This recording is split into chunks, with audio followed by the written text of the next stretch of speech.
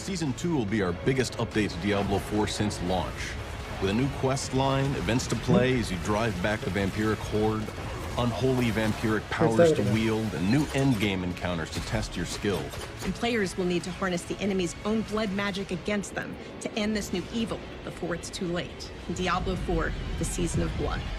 In Season 2, the people of Sanctuary have a new danger to face: invasion by an army of vampires. This shadowy vampire cult has laid claim to large areas of the world and have begun abducting innocent citizens to use in their dark rituals. Everyone's lives are at risk, including your own. In Season 2, players are going to uncover a plot led by a new ancient vampire named Lord Zir, who's awoken recently. Lord Zir is a remnant of a lost age. Before there were humans in Sanctuary, it was inhabited by the firstborn children of Inarius and Lilith, who are known as the Ancients. But because of Inarius' actions, the Ancients had their powers drawn away from them. But some among them were not strictly subject to a true death.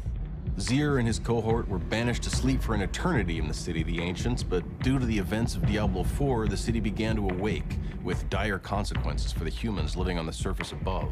During the events of Season 2, the player is going to contract a vampiric curse, but they're not under Lord Zir's control, which gives them a unique opportunity to strike back against the cult and stop Lord Zir's plans. We'll encounter a variety of new characters this season, including a band of vampire hunters, one with a particularly shadowy past. Seek out Zir's army. Kill as many as you can. Eris is a professional vampire hunter. She's crossed and recrossed the wilds of Sanctuary, putting an end to the undead since long before the events of Diablo 4. I need to go after the magistrate, and you're going to have to come along. Eris is played by actor Gemma Chan. It's exciting to see more film and television actors lending their talents to the video game world. Gemma brings a wealth of experience to the table from a wide variety of roles. She was a great choice to breathe life into this character of a world-weary but determined vampire hunter with a lot of emotional complexity. That's a bite mark. You're changing, aren't you? No, from the depth of that wound, you should have already. She is strong. She's compassionate towards others, but she's also witnessed a lot of horror in her life, so she's pretty emotionally guarded and stubborn and fixed in her worldview. Oh, you're going to change. I'm sorry, but whatever's preventing your cravings won't last forever. It never does. She realizes that the player character has these vampire traits, which makes him a useful tool, but potentially a disposable one. This is madness. Perhaps that's what it takes.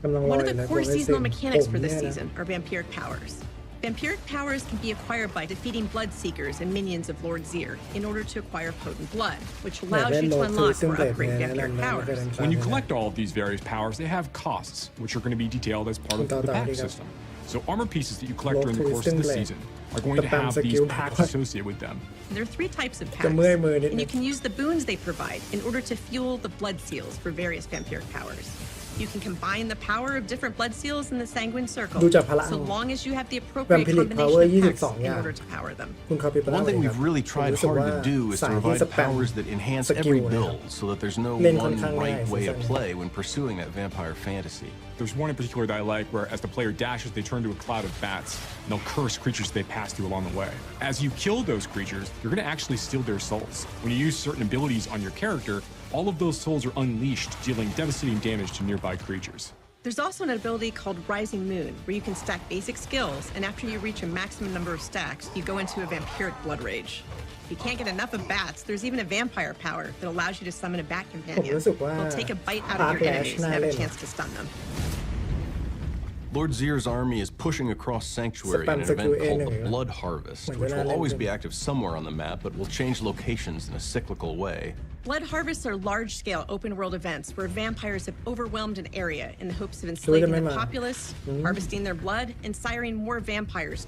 Players will venture into these areas to rescue prisoners, stop sinister rituals, and hunt for high-value enemies. Of course, they'll be rewarded for their efforts with a variety of new items, as well as the blood that fuels their vampiric powers.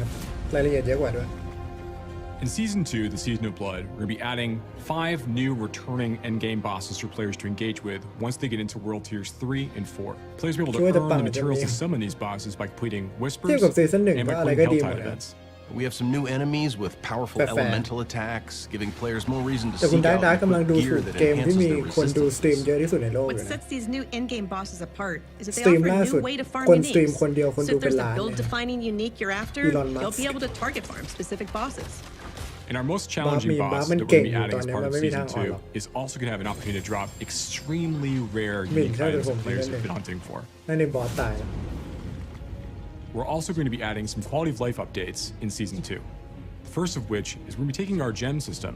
and making it so when gems drop for the player, you're actually collecting materials. They're going to be stored differently. They're ไม่ not เท้า going to ดู go อีก into ส your แปมสกิล inventory อ the ยู่ไหม same way. อยู่ To แล้ว help บิล alleviate นั้น some มั of น the ไม่ต้องใช้ concerns ไม้ about เท้าด้วยนะ inventory space that players have talked ถ้ายัง about ไม่เคย before. ดูคุณอินโดแล้ว As long as ก็ you finish the prologue, you can now choose toไปดู skip คลิ the ป rest of ฟิ the ลไกด์ campaign and บัด dive เจ็ต straight into creating a seasonal character. บูวาบ If you previously unlocked a mount in Diablo 4, it will be immediately available to Bill use na meron when you siya begin unique your na journey lang. through the Season of Blood.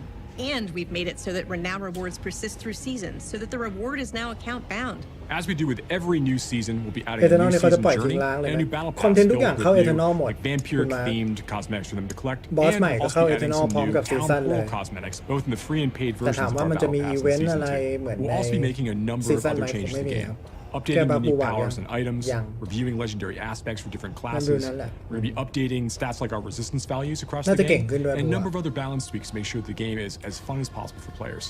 One of the most exciting things for me about working on seasons is that Sanctuary is a big place and there's a lot going on. The primevals and the angelic forces are still very much in play, but I think players are going to enjoy seeing some more human-scale dramas play out. Diablo Oh, 4's yeah, second yeah, season yeah. will be our largest content update yet, but we're only getting started. Along with providing new quest lines, powers, and events each season, we'll continue to improve upon established systems by listening to player feedback to make your adventure in Sanctuary the best it can be. We're incredibly excited for you to explore more corners of Sanctuary, so come join us in the hunt.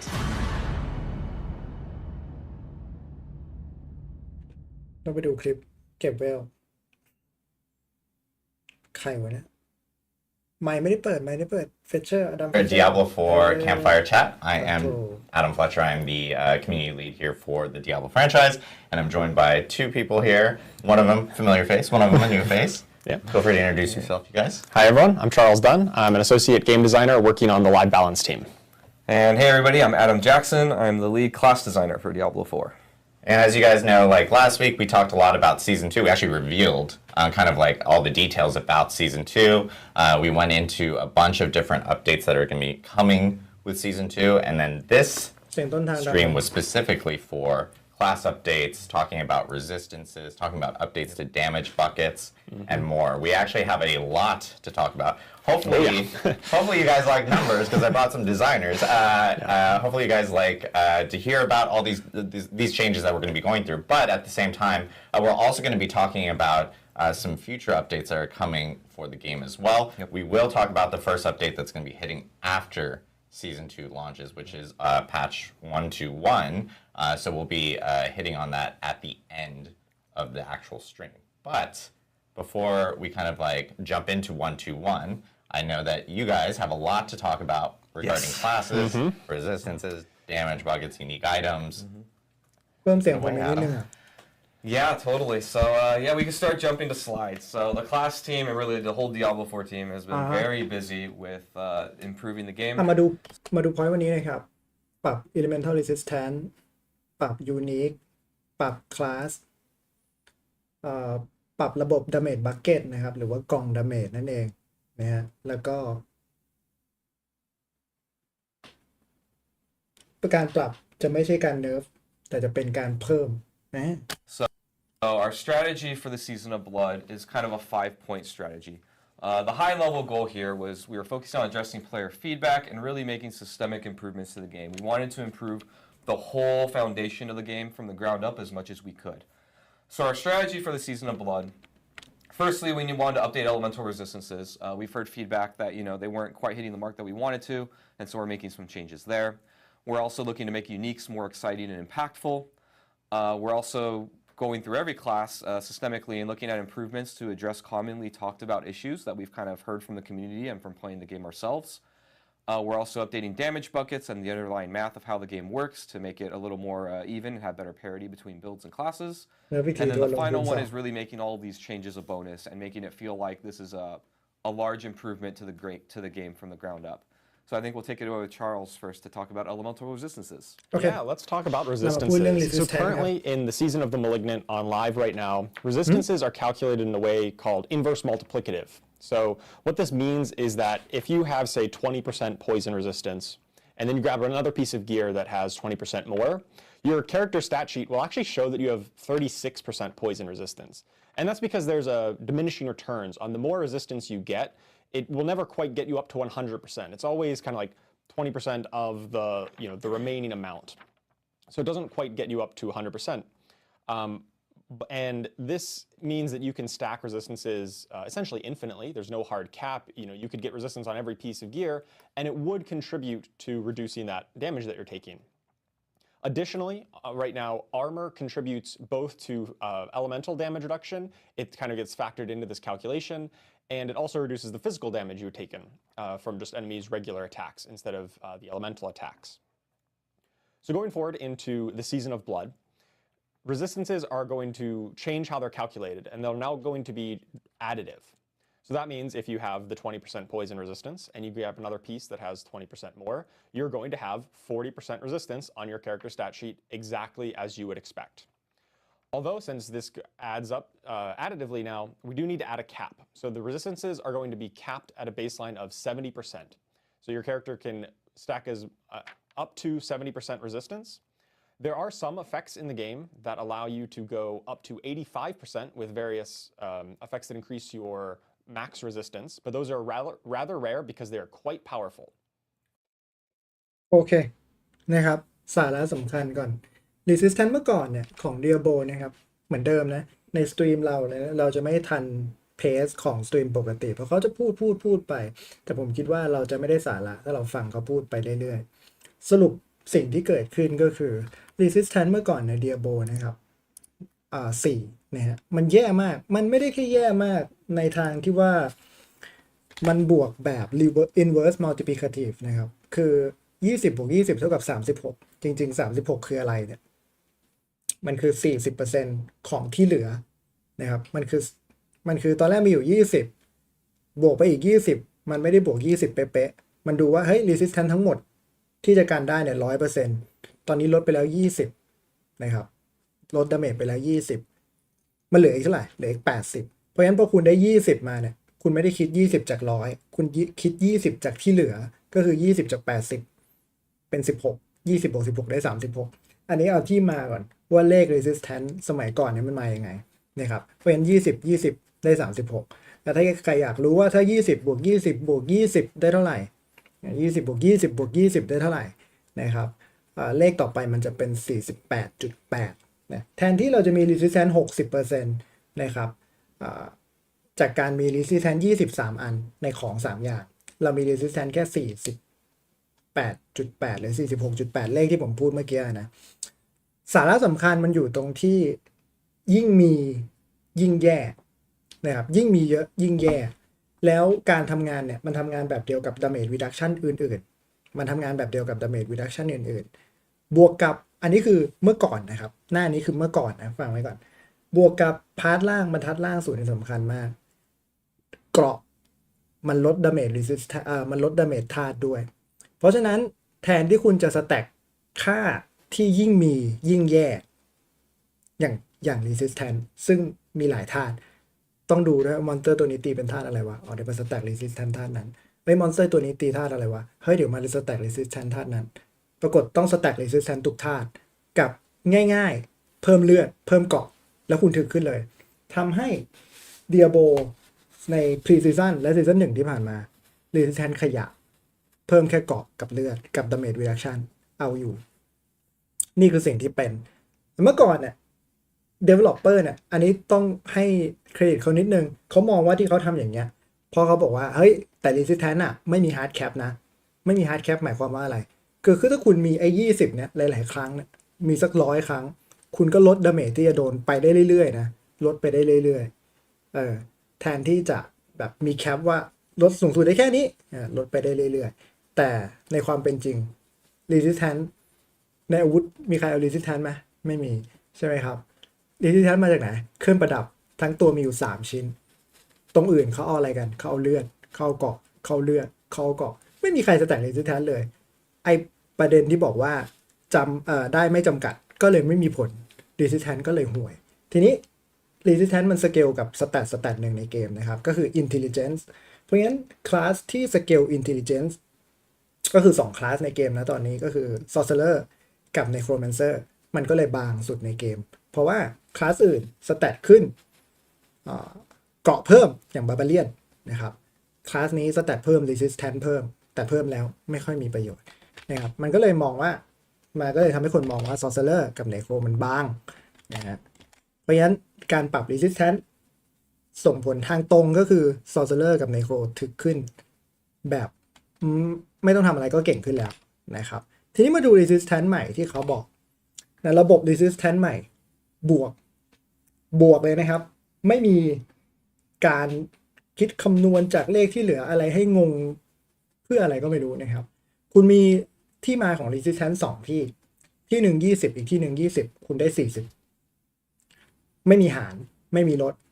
นะผมเคยพูดว่า resistance ที่โชว์มันมีอยู่จริงๆประมาณครึ่งหนึ่งนะครับใน World Tier 4ที่มาเป็นเพราะอะไรที่มาเป็นเพราะไอ้ระบบเพิ่มจากที่เหลือนะครับระบบที่เพิ่งผ่านมาเมื่อกี้ทีนี้พอเป็นระบบ additive เนี่ยการบวกเพิ่มเข้าไปเนี่ยไม่ยากนะหนึ่งคือได้มาเท่าไหร่ลดไปเท่านั้นหารครั้งเดียวเนี่ยคุณมี resistance 70คุณรับดาเมจท่านั้นน้อยลง 70% แต่ทีนี้พอมันเป็นระบบนี้ปุ๊บมันก็เลยต้องเอา hard cap เข้ามาใส่ไม่งั้นวิธีการก็คือคนก็มี resistance ท่านู้นท่านี้อย่างละ100ไม่รับดาเมจท่าเลยโกงไปถูกปะมันก็ทำให้นะครับเข้ามาสู่หัวข้อที่2 resistance base 70%ขึ้นไปได้สูงสุด 85% แต่ว่าจะขึ้นไป85ได้คุณจะต้องมีเอฟเฟกต์ก็คือมันจะเป็นของยูนิคจะเป็นของบางอย่างในเกมนะครับที่เขียนว่า max resistance ท่านี้ท่านั้นหรือทุกท่าขึ้นไปได้ 1% 2% 1% 2% เหมือนหลายๆเกมที่เราเคยเล่นกันนะครับหรืออาจจะอยู่ในพารากอนบอร์ดนะสวัสดีทุกคนด้วยครับเพราะฉะนั้นนะครับคลาสที่อยากถึงเขาก็จะสเปคนะครับพารากอนสเปคของมาในทางนี้ในการบวก resistance ให้แต่ละธาตุขึ้นไปได้สูงๆนะครับทีนี้บรรทัดต่อมาเนี่ยน่าสนใจบรรทัดต่อมาเนี่ยมันเขียนว่า armor นะครับตอนนี้ resist physical damage อย่างเดียว use to both นี่คือการ nerf เกราะนะครับ nerf เกราะหลายคนบอกเฮ้ย nerf เกราะ barbarian จะอ่อนลงหรือเปล่า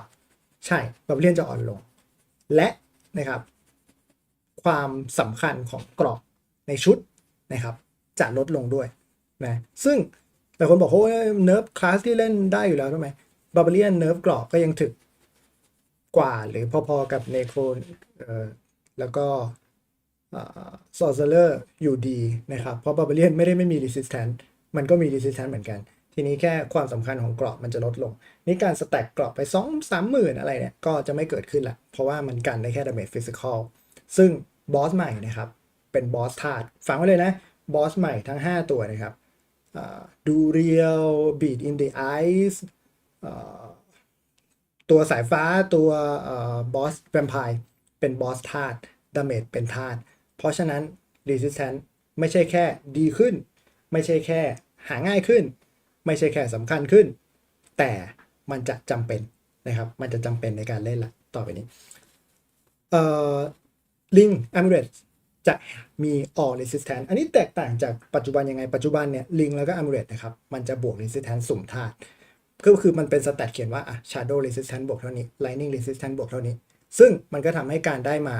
ของ resistance มันยากเพราะฉะนั้นด้วยความที่ resistance มันจะสำคัญขึ้น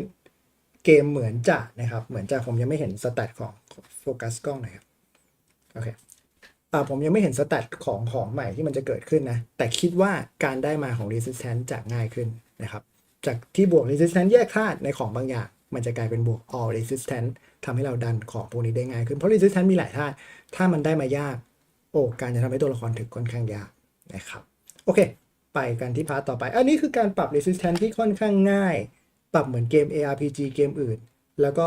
ทำงานทันทีนะครับส่งผลโดยตรงคลาสที่สเกลเกาะอ่อนลงคลาสที่สเกล resist เก่งขึ้นนะครับ Amulets already have all resistance, but rings used to have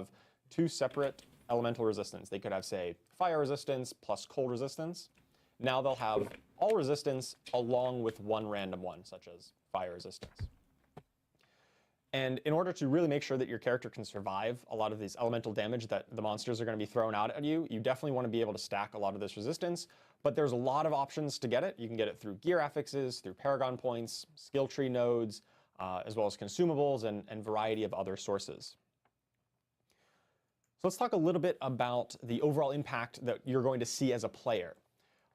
First and most importantly, resistances are going to matter a lot more in season. สรุปง่ายๆจาก developer นะครับ resistance จะสำคัญมากขึ้นแล้วก็ resistance จะยากขึ้นในการที่จะ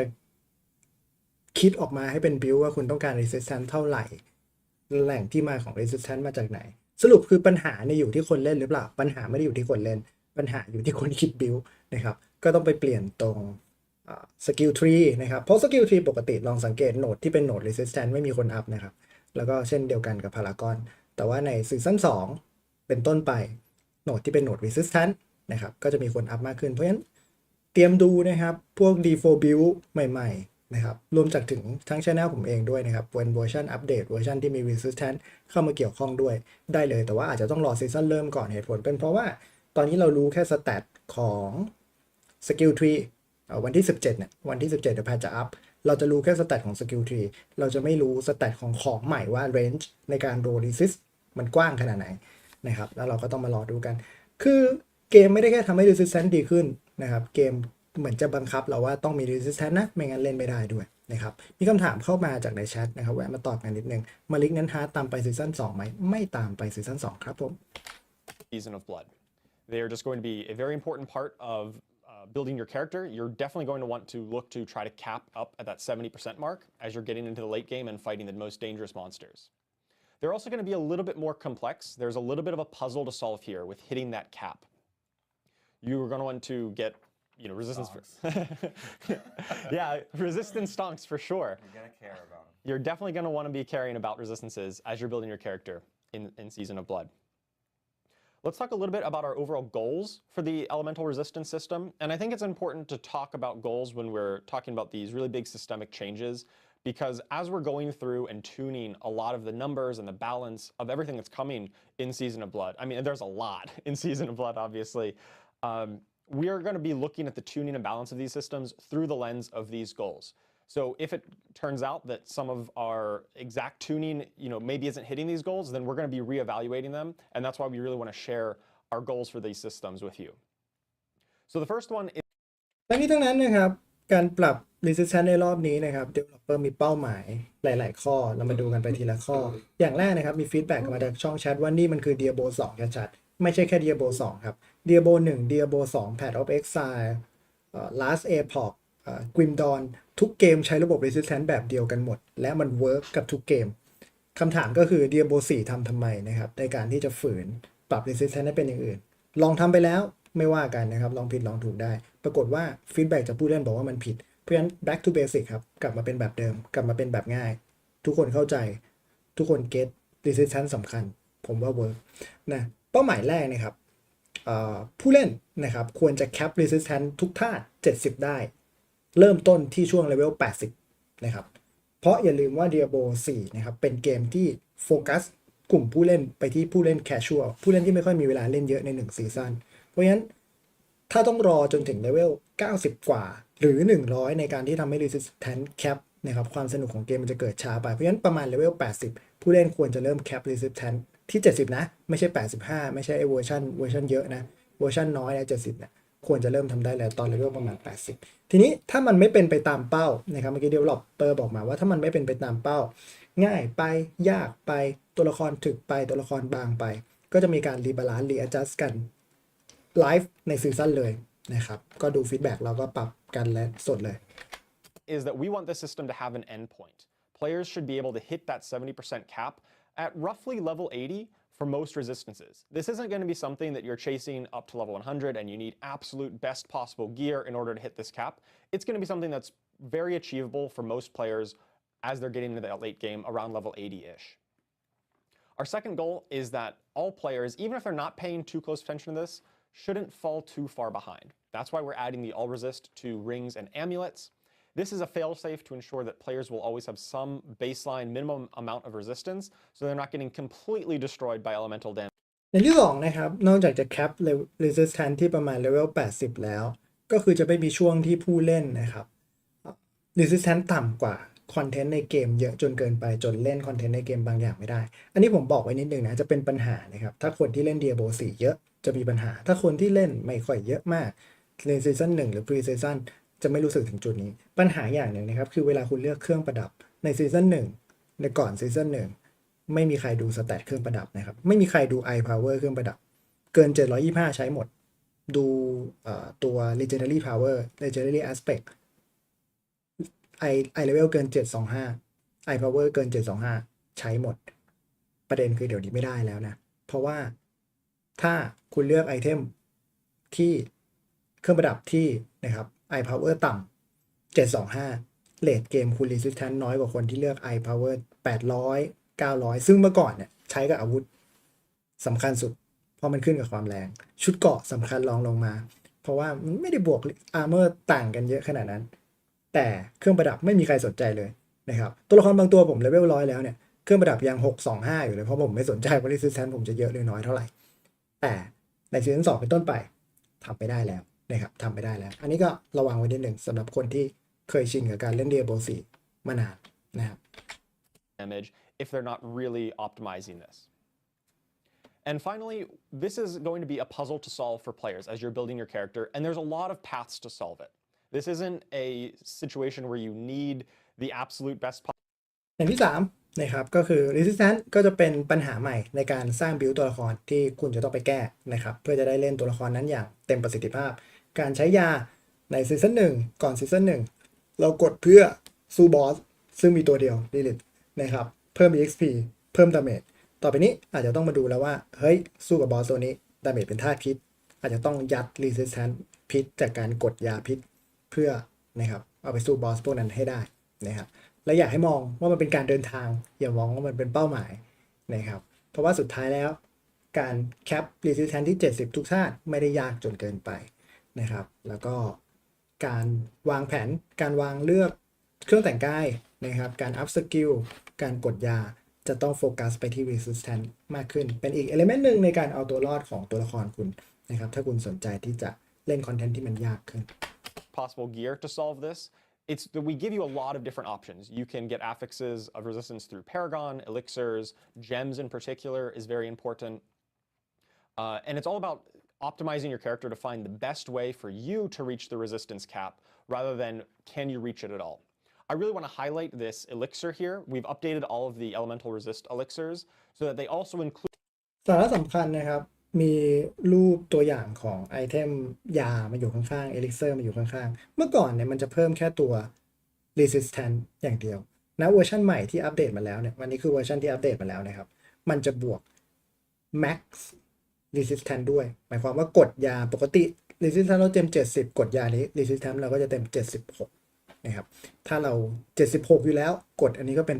82ก็หมายความว่าสู้กับมอนสเตอร์ที่ทำดาเมจจากท่านั้นได้เก่งขึ้นไปอีกเนาะการใช้ยาก็จะสำคัญขึ้นสำหรับการฟาร์มบอสเนาะก็จะเห็นเป็นวิธีการเล่นใหม่ๆนะครับยาพวกนี้ก็จะ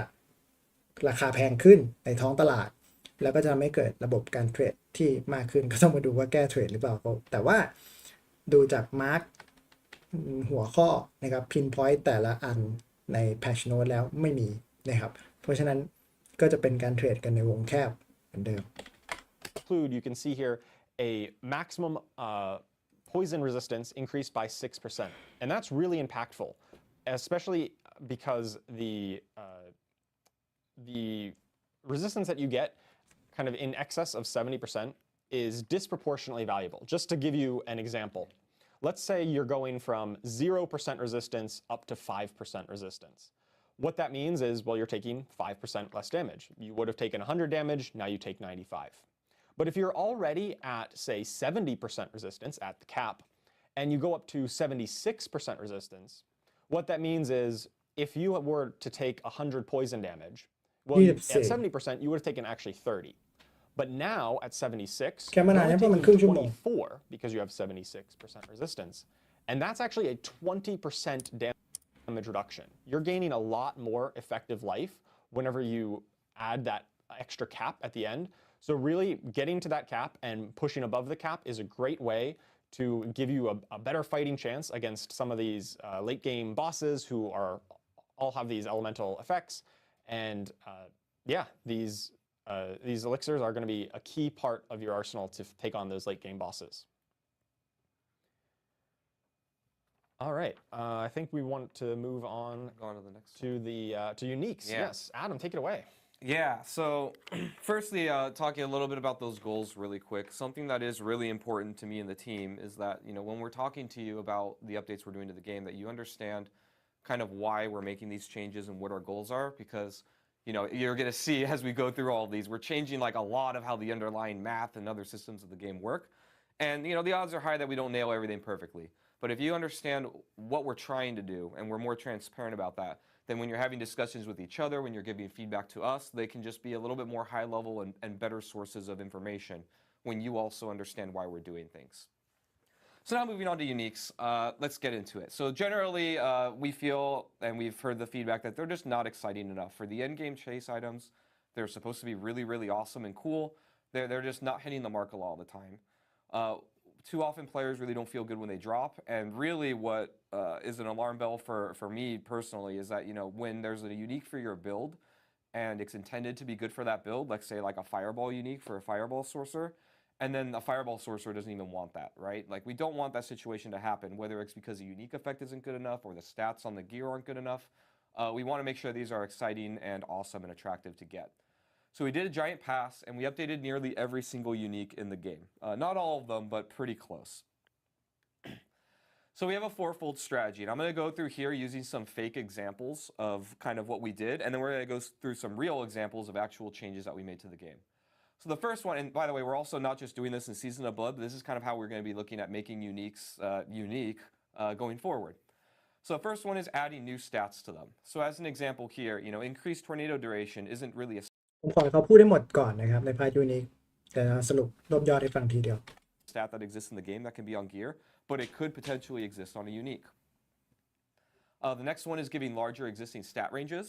So as an example here, bonus fire damage would normally roll between, let's say, 15 and 25%. I just made these numbers up. But, on a unique, it could be between 30 and 45%, or some even higher number, right? Like, we can mess with those ranges and make them more attractive. The next one is overriding slot rules. So the example here, weapons normally can't roll cooldown reduction, which is a really powerful stat on an item, but on a unique, it potentially could. And then the last one is updating unique effects. This is really like actually updating the special thing that โอเคนะครับผมค่อนข้างชอบมุกเขานะครับสาระสำหรับยูนิคก่อนนะครับยูนิคใน Diablo 4ค่อนข้างเป็นปัญหานะครับเพราะว่าเป็นเกม ARPG ที่ผมเล่นแล้วยูนิคดรอปผมรู้สึกดีใจน้อยสุดเพราะผมรู้อย่างแรกมันไม่ใช่ Uber Unique ใช่ไหมมันไม่ใช่เชโคผมไม่ได้อยากได้อย่างที่สองนะครับคือผมทำบิวกิมมิคบิวมีมค่อนข้างเยอะไฟบอลผมก็ทำใช่ไหมอาร์คแลชผมก็ทำปัญหาของการเล่น Diablo 4คือผมเอาตัวไฟบอลเนี่ยไปฟาร์มเก็บเลเวลฟาร์มเก็บพารากอนฟาร์มเก็บกลิฟอะไรก็แล้วแต่ยูนิคล่วงมาใช่ไหมครับมองเฮ้ยถุงมือไฟบอลทั้งที่ผมเล่นไฟบอลนะหรือคาถาไฟบอลหล่นผมไม่ดีใจบางทีผมไม่ใช้ของยูนิคด้วยซ้ำซึ่ง developer มองว่านี่ก็คือปัญหาเหมือนกันเพราะฉะนั้นยูนิคแทบจะทุกชิ้นในเกมได้รับการปรับโดยการปรับเนี่ยใช้ strategy การปรับ4ทับ4ซ้อน4จุดใหญ่ๆที่จะได้รับการปรับซึ่งหลายจุดน่าสนใจผมคิดว่าจุดที่1และจุดที่4รวมไปถึง3ด้วยนะครับน่าสนใจมาก2เฉยๆอย่างแรกนะครับการปรับทับแรกชั้นแรกคือการเพิ่มสแตทที่ไม่มีอยู่ในเกมเข้ามาอย่างเช่นอันนี้คือตัวอย่างสมมุติทั้งนั้นนะครับสมมุติเป็นยูนิคที่เกี่ยวกับสกิลทอร์นาโดสแตทที่ไม่มีอยู่ในเกมนะครับสแตทมั่วๆนะครับมันจะเพิ่มขึ้นก็คือเหมือนเป็นเอฟเฟกต์เพิ่มเติมให้กับสกิลแทนที่จะมีแค่พลังของยูนิคธรรมดาเพิ่มระยะทอร์นาโดเข้าไปในเกมไม่มีสแตทนี้อยู่นะครับเพิ่มสแตทมั่วๆสแตทใหม่ๆที่ทำให้ยูนิคมันสนุกพวกนี้เพิ่มเข้าไปอันนี้น่าสนใจมากอันที่2การปรับสเกลดาเมจนะครับยูนิคเนี่ยเรารู้กันอยู่ในทุกเกมเลยนะครับทุกเกมที่ผมเล่นมาข้อดีของยูนิคคือมันทำให้บิล เล่นได้ในแบบ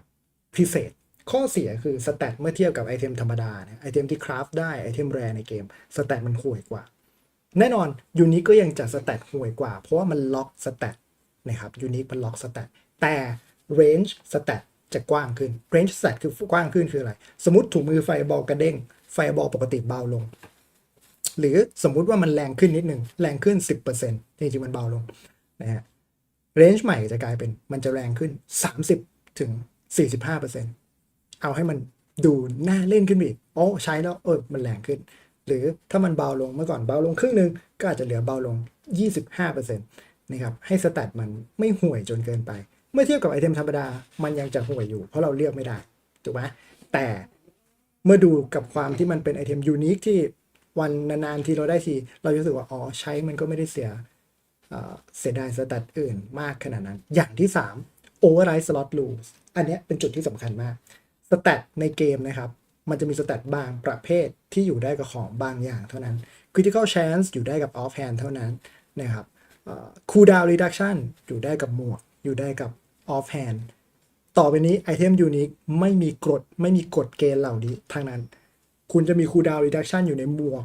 คุณจะไปอยู่ในแหวนคุณจะไปอยู่ในอาวุธก็ได้คุณจะมี crit chance อยู่ในอาวุธก็ได้เพราะฉะนั้นของพวกนี้จะดูน่าใช้มากขึ้น unique effect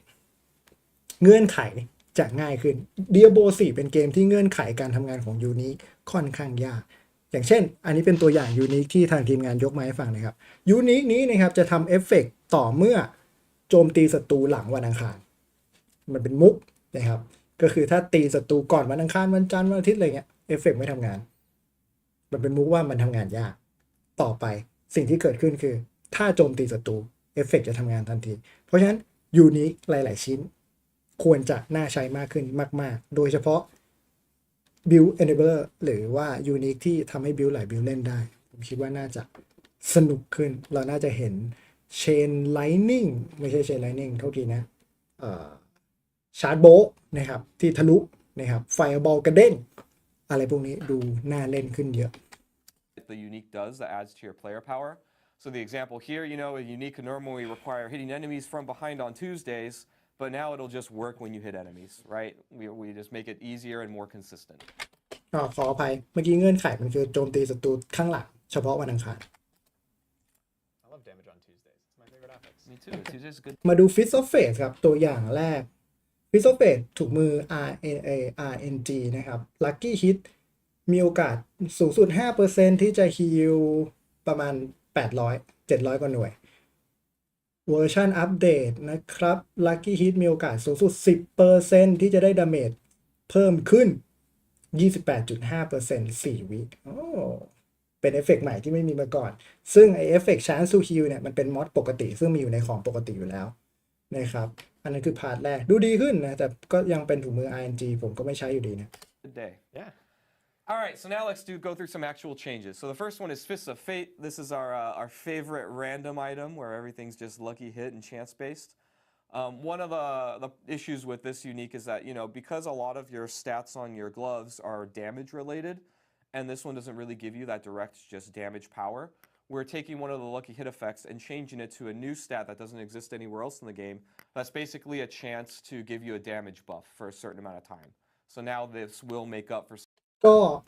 ดูดีขึ้นนะครับกับบิลแปลกๆพวกนี้นะอย่างที่บอกมันเป็นถุงมือมีมนะครับสุดท้ายมันก็ยังเป็นถุงมือมีมอยู่เอาตัวแอฟฟิกที่เป็นโอกาสฮิลลัคกี้ฮิตออกไปซึ่งมันเป็นมอดปกติบนถุงมือนะเปลี่ยนเป็นมอดยูนิคที่มีมอดเดียวในเกมนะครับก็คือ Lucky Hit มีโอกาสสูงสุด 10% ที่จะได้ดาเมจเพิ่มขึ้นทีนี้ไอ้พาร์ทที่จะได้ดาเมจมากขึ้นบวกกับพาร์ทที่สุ่มดาเมจตั้งแต่ 200 ถึง 300% 1 ถึง 300% ก็จะทำให้ถุงมือ RNG นี้มีคนใช้เยอะขึ้นแน่นอนนะครับเพราะมันเป็นมีม Some of that, not giving you your, skill rank stats or other things, but now it gives you some damage. Grasp of Shadow นะครับถุงมือโรกนะครับเมื่อก่อนมี Passive Shadow Clone ทำดาเมจแรงขึ้นเป็น Affix นะครับเปลี่ยนเป็น Shadow Clone ดาเมจแรง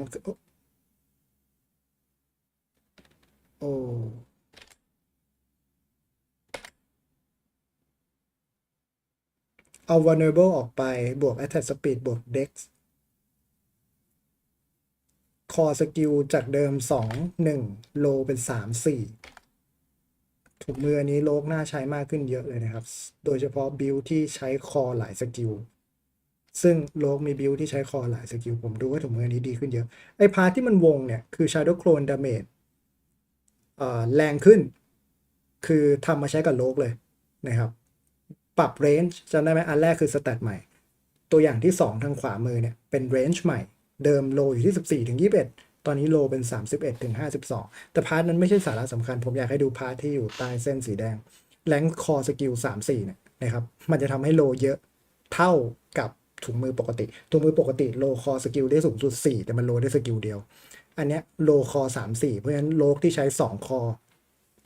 โลก2คอโลก3คอก็จะใช้ถุงมือนี้แล้วก็ดีขึ้นนะครับ Next one, we've got the Grasp of Shadow. This is a rogue unique that's themed around summoning shadow clones to do damage. You can see on the left, that's the old version. The shadow clone damage range was between 14 to 21%, and now it can roll between 31 and 52%, so it's much higher. And next one, we've got Hellhammer. We've actually got a couple of things going on here. You can see here, first one. Barbarian RP จะเล่นได้แล้วแหละครับอันนี้เป็นตัวอย่างนะครับชิ้นที่3 Hellhammer นี่เป็นตัวอย่างของการข้ามกฎนะครับการข้ามกฎอันนี้เป็นชิ้นที่ดีที่สุดตั้งแต่เปิดมาอาจจะทำให้ RP เล่นได้กฎของไอเทมก็คืออาวุธไม่มีทางโลบวกสกิลแต่ตอนนี้อาวุธโลบวกสกิลแล้วนะครับเพราะว่า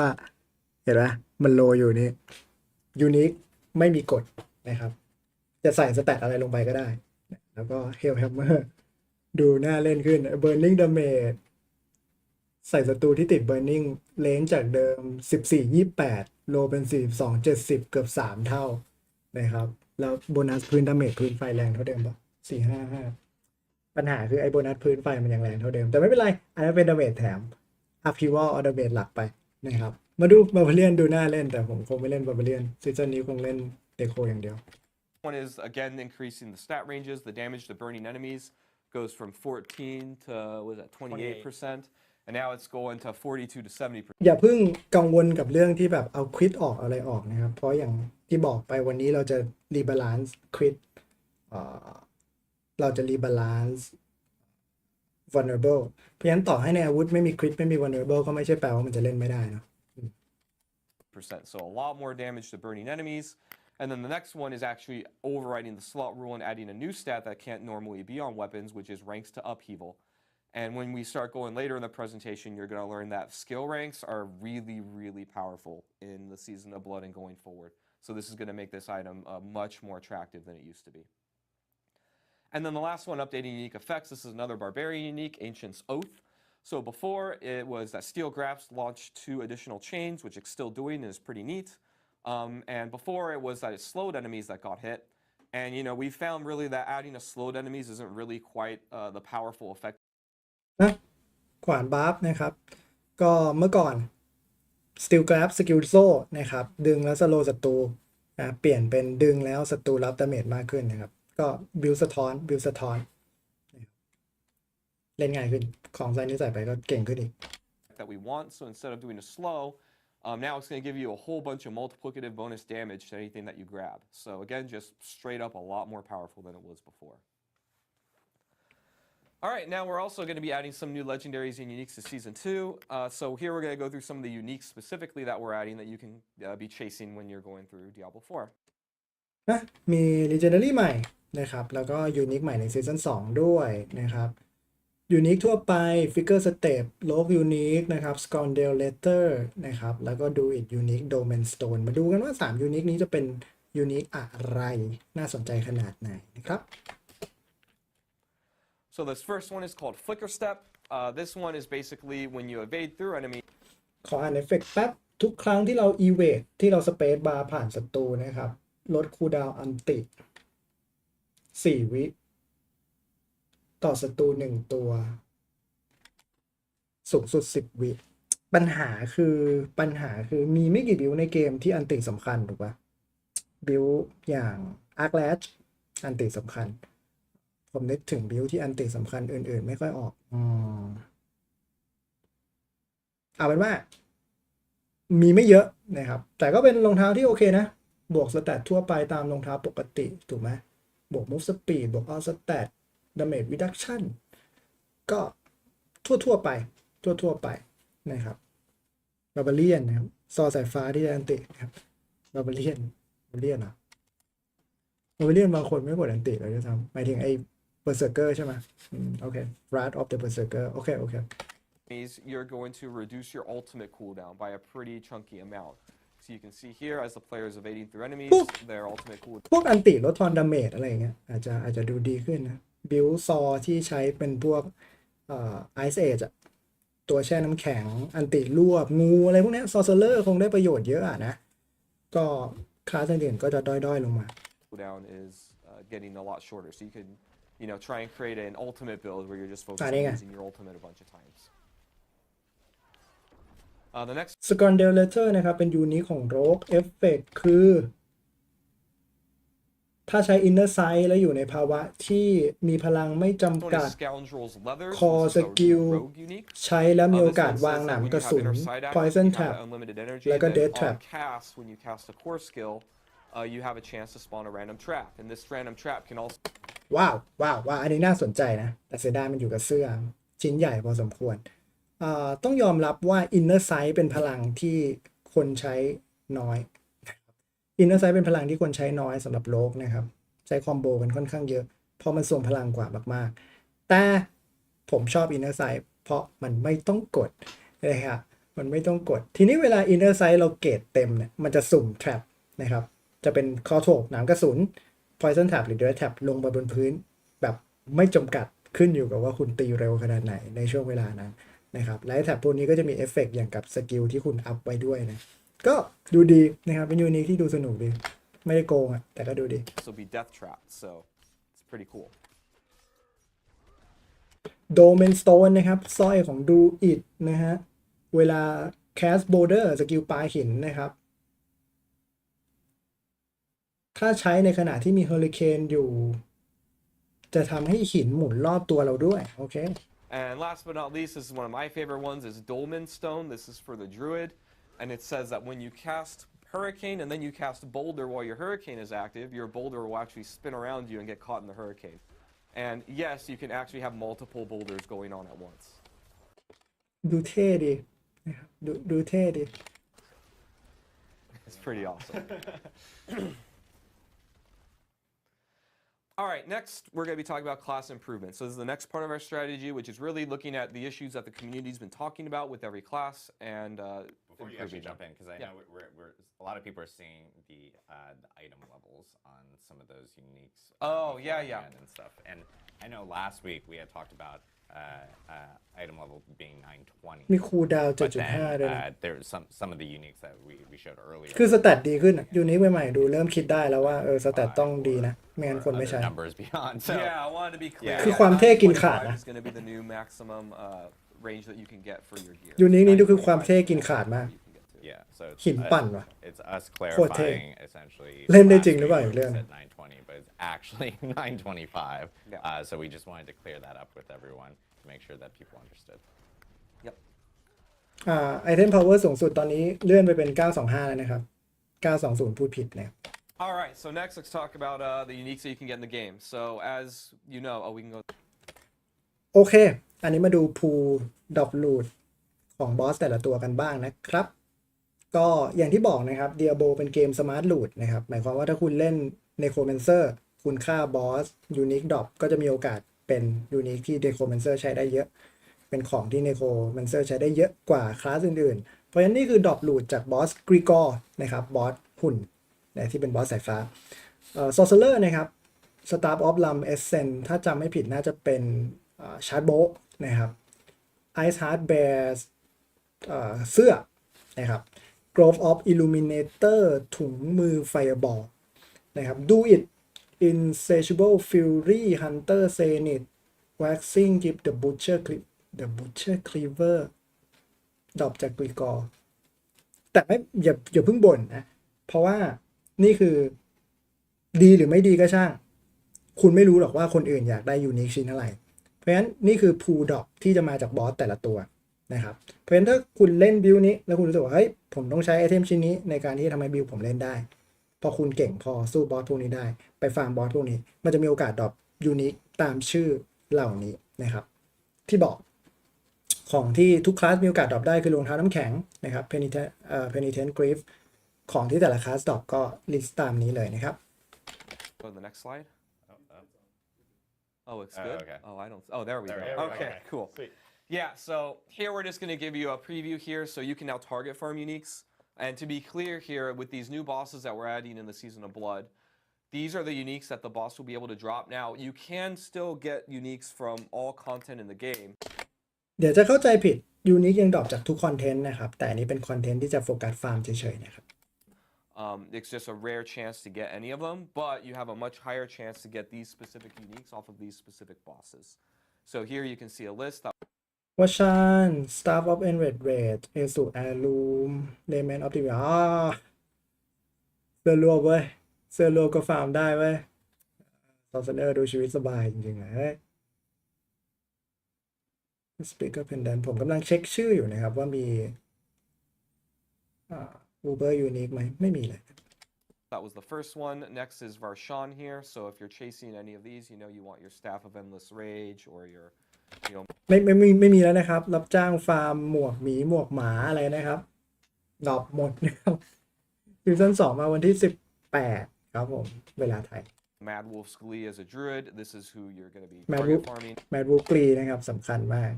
ไม่มี ร้านรับจ้างฟาร์มจนกว่าจะดรอปนะครับฟาร์มเองนะครับแม่งยังไงมันก็ดรอปเดี๋ยวก็ได้ Next we've got Lord Zir. โอ้หลอดเซียทำไมพูเยอะจังอะ Endless Rage พูซ้ำไม่หาโอเคเดี๋ยวต่อไปที่เราจะต้องจำกันเวลาเล่นก็รับจ้างเหมือนเดิมแต่พาไปตีบอสได้ Leadless War Desert Wizard But Artisan Penitent Grip Laser Blade Temerity Temerity เวอร์ชันใหม่โกงด้วยมาลูกีเกรด Staff of the Crown นะฮะคาทาบูวา Butcher Cleaver ตอบทุกที่นะครับคือทุกที่ที่ไม่อยากได้ก็จะดรอปโอเค Here, so here's the list. We can stay here for a few seconds and just Yeah, give well, people and a we'll- chance. ตัวอื่นก็มีโอกาสดรอปใช่คุณพัทวัฒน์ on the site so that players can actually reference back to these. มอนเตอร์ทั่วไปก็มีโอกาสดรอปยูนิคแค่ไอ้พวกนี้มันมีโอกาสสูงเป็นพิเศษ I know we've gotten a lot of questions about like, hey, you talked about target farming. Like, what can I actually target farm off of these new bosses? And so we want to showcase that list here. Beat So in every the player- eyes Oculus มีใครใช้ด้วยเหรอวะ Oculus เทเลพอร์ตฟุ๊บเทเลพอร์ตมุดดินเทเลพอร์ตมุดดินHunter Zenith Storm Companion Storm Companion Then Base Set of the Dawning Sky Word of Arcane Eagle Horn Wind Force Condemnation มีคอมโบBleed Barbarian Ancient Orc Battle Trance Hellhammer โอเค ฟาร์มได้หมดอะ Ring of Mendel ก็ฟาร์มได้ Neko Summon ก็เล่นได้ So แล้ว this is the Beast in Ice. These are all the uniques you can get there. And then last แล้วก็ดูเรียวโอ้ขอดูเรียวหน่อย Blue Rose Azure Vast Tuxedo of Yoris the Mighty ของใหม่ทั้งนั้นเลยนี่หว่าเอาแล้วต้องมาดูหน่อยว่ายูนิค12อย่างเขาโม้ไว้ยูนิค12อย่างชื่อเท่ทุกอันเลยนะ God Slayer Crown Tibble's Will X4 Corroded Signet Soul Brand Banish Lord Talisman ขอให้มีดีๆสัก2อย่างเนี่ยพอแล้วนะครับน่าเล่นละดูดีครับดูดีและนี่ไม่ใช่ Uber Unique นะเพราะ Uber Unique มันก็ดรอปนะครับแต่นี่คือ Pool Drop Unique ธรรมดานะครับ So here are all the uniques, and a lot of the uniques here. คือชื่อเท่แล้วตอนนี้ผมให้คะแนน Ones coming in for the season. แต่ว่าผมอวยก็ได้นะ A lot of pretty powerful ones. โอเคแล้วนี่คือ Uber Unique Doom Bringer นะครับมีโอกาสดรอป3คลาส Grandfather 2คลาส Melted Heart of Celic and the Revisage Harlequin Crest Ring of Starlit Sky A Havarian โอ้โหไปล่าเชโคกันซีซั่นนี้ไม่ได้เชโคกันไม่เลิกเล่นครับ There, last but not least, are the Uber uniques that have a higher chance to drop from him. So this is his loot table. Give yourself a shako. Yeah. ดูมลบใช้ด้วยเหรอ Will ใช้ดิ definitely be more achievable in this season. They'll still be very เขาเรียกมีดโล but, you know, if ดู you ต้องใช้ดิ go on โล farm ต้องใช้ดิ them a bunch, you're probably going to be able to see one of them Yeah, throughout a most- season. ดาบ Most definitely will be able to see one if you're really farming on Duriel, and at the same time, you'll probably know a lot of people within your own clan that actually will end up having Uber Uniques this season. And เขาบอกว่าเดี๋ยวจะมีอย่างน้อยซีซั่นนี้น่าจะเจอเพื่อนในแคลนที่มีอูเบอร์ยูนี้กันบ้างนะครับแคลนผมมี3 คนดูดีว่าจะได้ทุกคนไหม And again, these bosses are available in season 2, but they're also available in the Eternal. ย้ำอีกรอบสำหรับคนที่ไม่ได้เล่นซีซั่นนะครับบอสพวกนี้เข้าวันเดียวกันหมดนะไม่ว่าจะเป็น Eternal Realm หรือว่าซีซั่น2นะครับ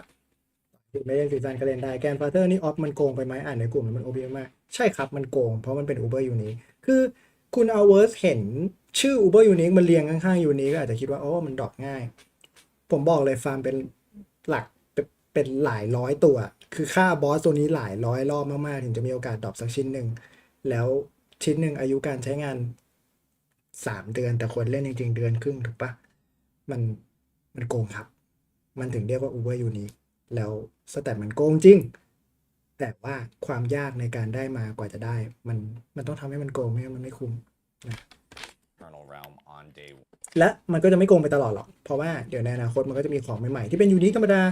เป็นของแรที่คราฟได้ที่สแตทดีกว่าแล้วคนก็จะเลิกใช้ของพวกนี้มันก็จะกลายเป็นมีมใน Grandfather เมื่อก่อนตอนเล่น Diablo 2ถ้าใครเล่นทันนะครับก่อนแพทช์ Lord of Destruction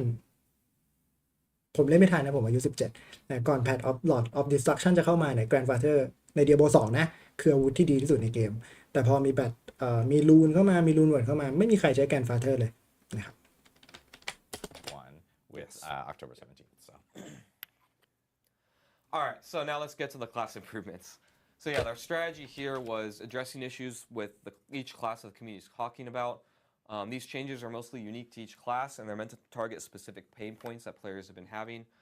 What you'll be seeing here today, by the way, in this presentation are just some examples. It's not a list of all the changes. If we did that, we'd be here all day. But we will be coming out with patch notes and a blog explaining things pretty soon right after this stream.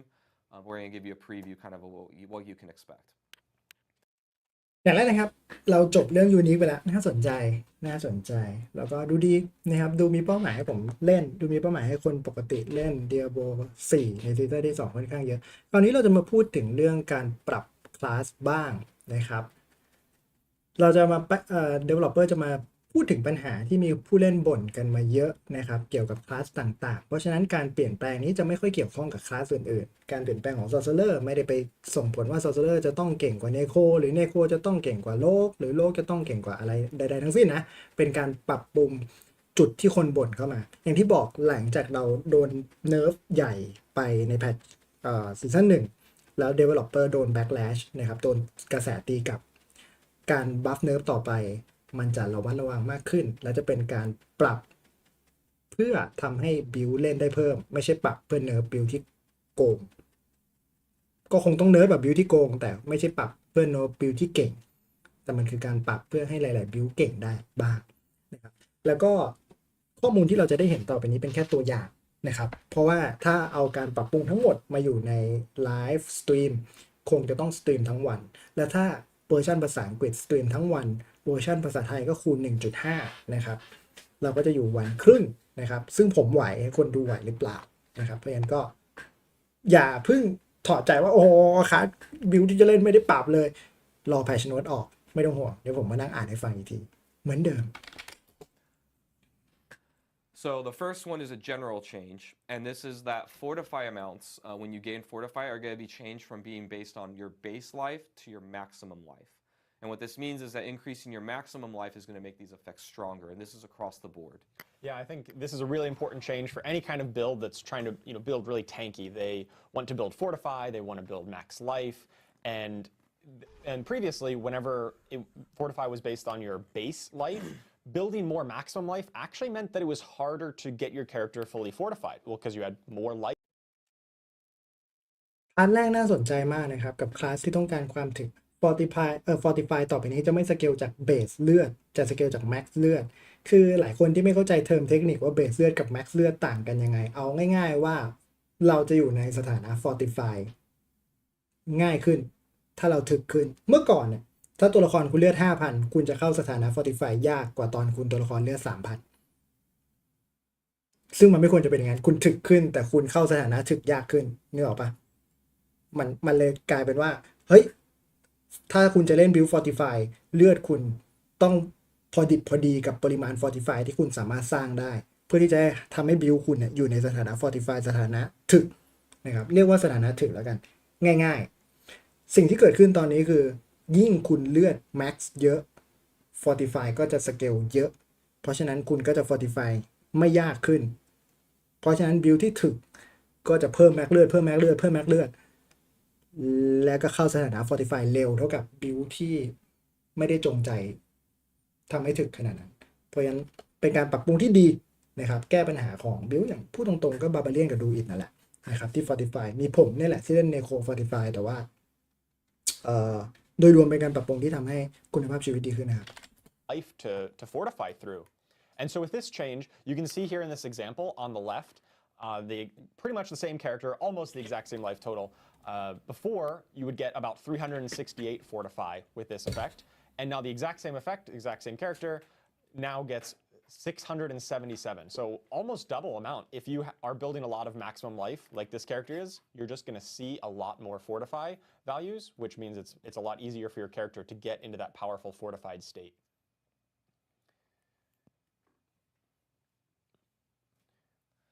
All right, next we're going to talk about some class adjustments here. So during our Season of the Malignant live stream, if you remember, we talked about how sometimes we're going to need to make adjustments to things that are overperforming, right? So I want you to imagine for a little bit that you have your perfect game that you're creating, right? Where your power level of everything in the game is here, balance-wise, right? Everything's exactly the same. Firstly, we live in the real world, so no game's really exactly like this. It's more like something like this, right? Where you have a range where, your lowest power thing and your highest power thing are within here. And this is actually better for a healthier game because if everything's exactly the same, then, your power level can get kind of flat and boring, right? If like Fireball does the exact same as Upheaval, does the exact same as everything else, your game can end up kind of flat. So some variance is pretty good, right?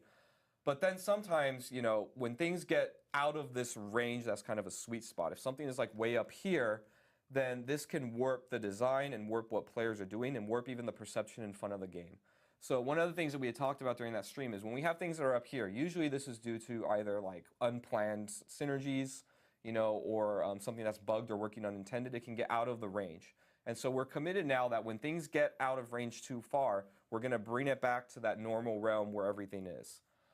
So in the Season of Blood, we're really looking at 3 situations here where this happens. Sometimes builds and playstyles can just dramatically be outperforming others. Another one is fixing unintended interactions that result in extreme outliers. These are usually like bugs or other things like that. And then designs, and this is kind of future-proofing, but we're looking at designs that have the potential for infinite power scaling. So that going forward, particularly when we're adding leaderboards into the game, we really want to make sure that the... ก่อนจะเริ่มพาร์ทบัฟเนิร์ฟนะครับเกริ่นนำเนี่ยเกริ่นนำก็คือสเตจที่ดีของเกมนะครับคือการที่บิวมีช่วงแกปเพอร์ฟอร์มที่ไม่ต่างกันมากจนเกินไปมีการขยับมือเขาบอกว่าในโลกอุดมคติทุกอย่างก็จะอยู่เท่ากันแบบนี้ทุกบิวเพอร์ฟอร์มเท่ากันหมดแต่ถ้าเกมหนึ่งที่ทุกบิวเพอร์ฟอร์มเท่ากันหมดมันก็จะน่าเบื่อถูกปะบิวกูก็เก่งเท่านี้บิวมันก็เก่งเท่านี้แล้วกูจะเล่นบิวอื่นทำไมนะครับมันก็เลยต้องมีแกปนะครับก็จะมีบิวบางบิวที่อยู่ข้างบนบิวบางบิวที่อยู่ข้างล่างทีนี้เวลาปรับแพทช์ปรับอะไรมาหรือว่ามีคนมีเพิ่มของเข้าไปในเกมอย่างนึงเพิ่มพาสซีฟเข้าไปในเกมอย่างนึงมันก็จะมีพวกสมองใสนะครับที่คิดว่าเฮ้ยการแมทช์กันของพลังนี้กับพลังนี้มันทำให้มันเพอร์ฟอร์มได้ดีขึ้น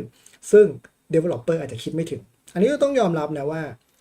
จำนวนคนเล่นกับจำนวน Developer มันต่างกันเยอะเพราะฉะนั้นคนเล่นมีโอกาสที่จะคิดคอมโบที่ Developer ไม่ได้คิดเผื่อไว้เพราะฉะนั้นมันก็จะมีบิลที่เพอร์ฟอร์มนอกกรอบไปอยู่ข้างบนเยอะมากๆหรือบั๊กบางอย่างที่ทำให้บิลบางบิลมันโกงมากๆเพราะฉะนั้นจะใช่ว่าไม่มีการเนิร์ฟเลยก็ว่า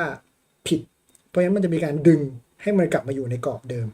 3จุดหลักๆที่จะพูดถึงก็คือ build หรือ play style ที่ outperform หรือว่าโกงกว่า build อื่นมากๆนี่เป็นจุดที่ทีมงานสนใจนะครับจุดที่2 bug นะครับที่ทำให้ build โกงมากๆจุดนี้ก็จะปรับ เพื่อที่ไม่ให้มีบิลที่มันโกงเพราะบั๊กอย่างที่3อันนี้จุดนี้ถ้าทำได้จริงน่าสนใจมากจะมีการวางโครงแบบบิลเพื่อให้มีศักยภาพในการสเกลพลังได้เรื่อยๆไม่ใช่บิลนี้เล่นได้แค่เลเวล50 60 70เล่นไม่ได้แล้วมีอยู่บิลเนี่ยของบาร์เบเรียนเล่นได้แค่นั้นนะเก็บเวลได้นะ60 70เล่นไม่ได้ไม่บอกว่าบิลอะไรนะครับบิลดาเมจโอเวอร์ไทม์ซึ่งพอมอนเตอร์เลือดน้อยโกงมากมอนเตอร์เลยเยอะเล่นไม่ได้เพราะมันไม่ได้สเกลเป็นเปอร์เซ็นต์ถูกปะบิลพวกนี้นะครับก็จะเป็นหลักการในการปรับของรอบนี้ Power levels of things isn't too out of whack, and particularly for too long of a time. So we're going to be more. เพราะฉะนั้นก่อนที่จะฟังบูวาน่าจะไปนะครับบาร์เบียนบลีดดิ้งน่าจะไปนะครับนึกไม่ออกนึกออกอยู่2บิล We're committed to looking at these things more often.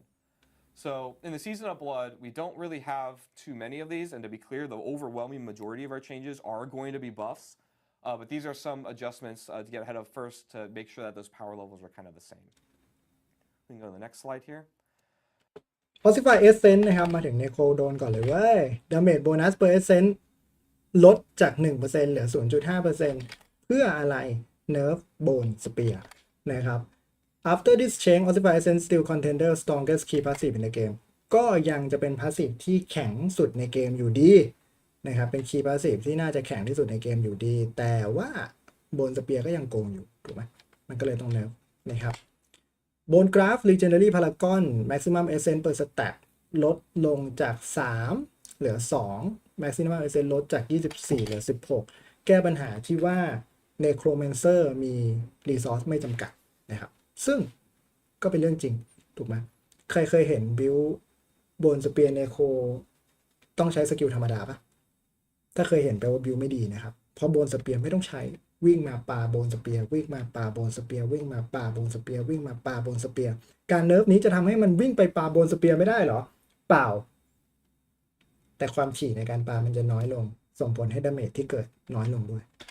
So the first one is Necromancer. If you've played a Bone Spear Necro, you probably saw this coming a little bit.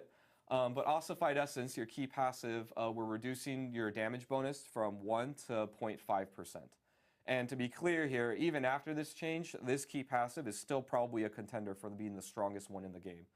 It's really, really powerful. It adds a ton of damage. And really what this lets us do actually, and you'll see when you get to look at our patch notes, it gives us some room to add power in other places. ก็ถือว่าแข็งมากนะครับโบนสเปียร์นะ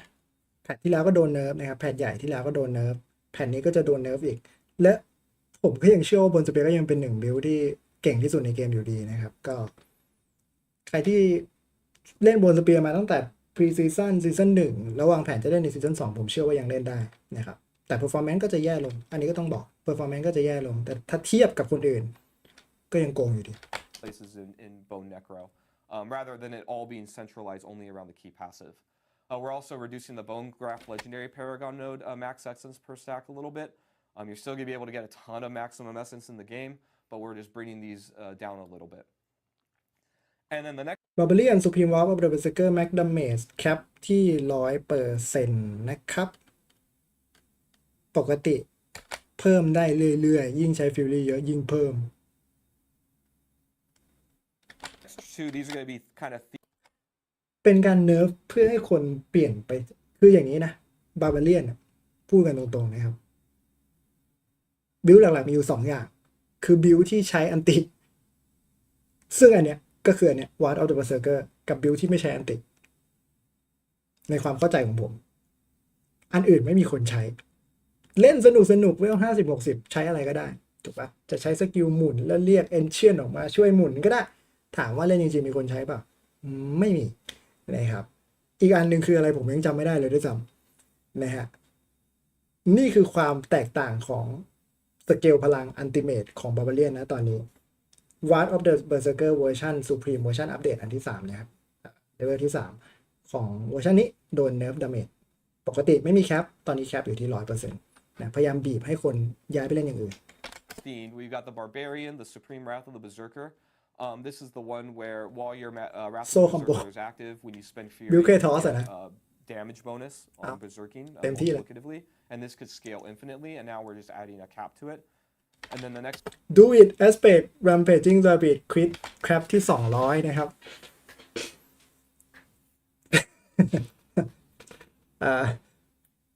Storm do it Tornado do it นะครับโดน nerf damage ประมาณ 80%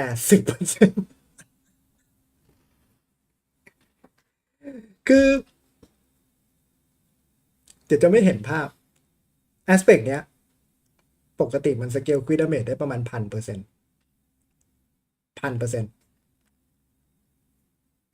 ะครับ ไม่ได้พูดเล่น ตอนนี้มันตันที่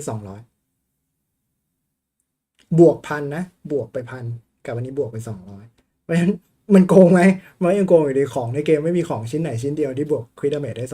200แต่แอสเปกนี้ทำได้1,001ตอนนี้แคปอยู่ที่200ดูอีกก็จะนะเบาๆลงนะครับ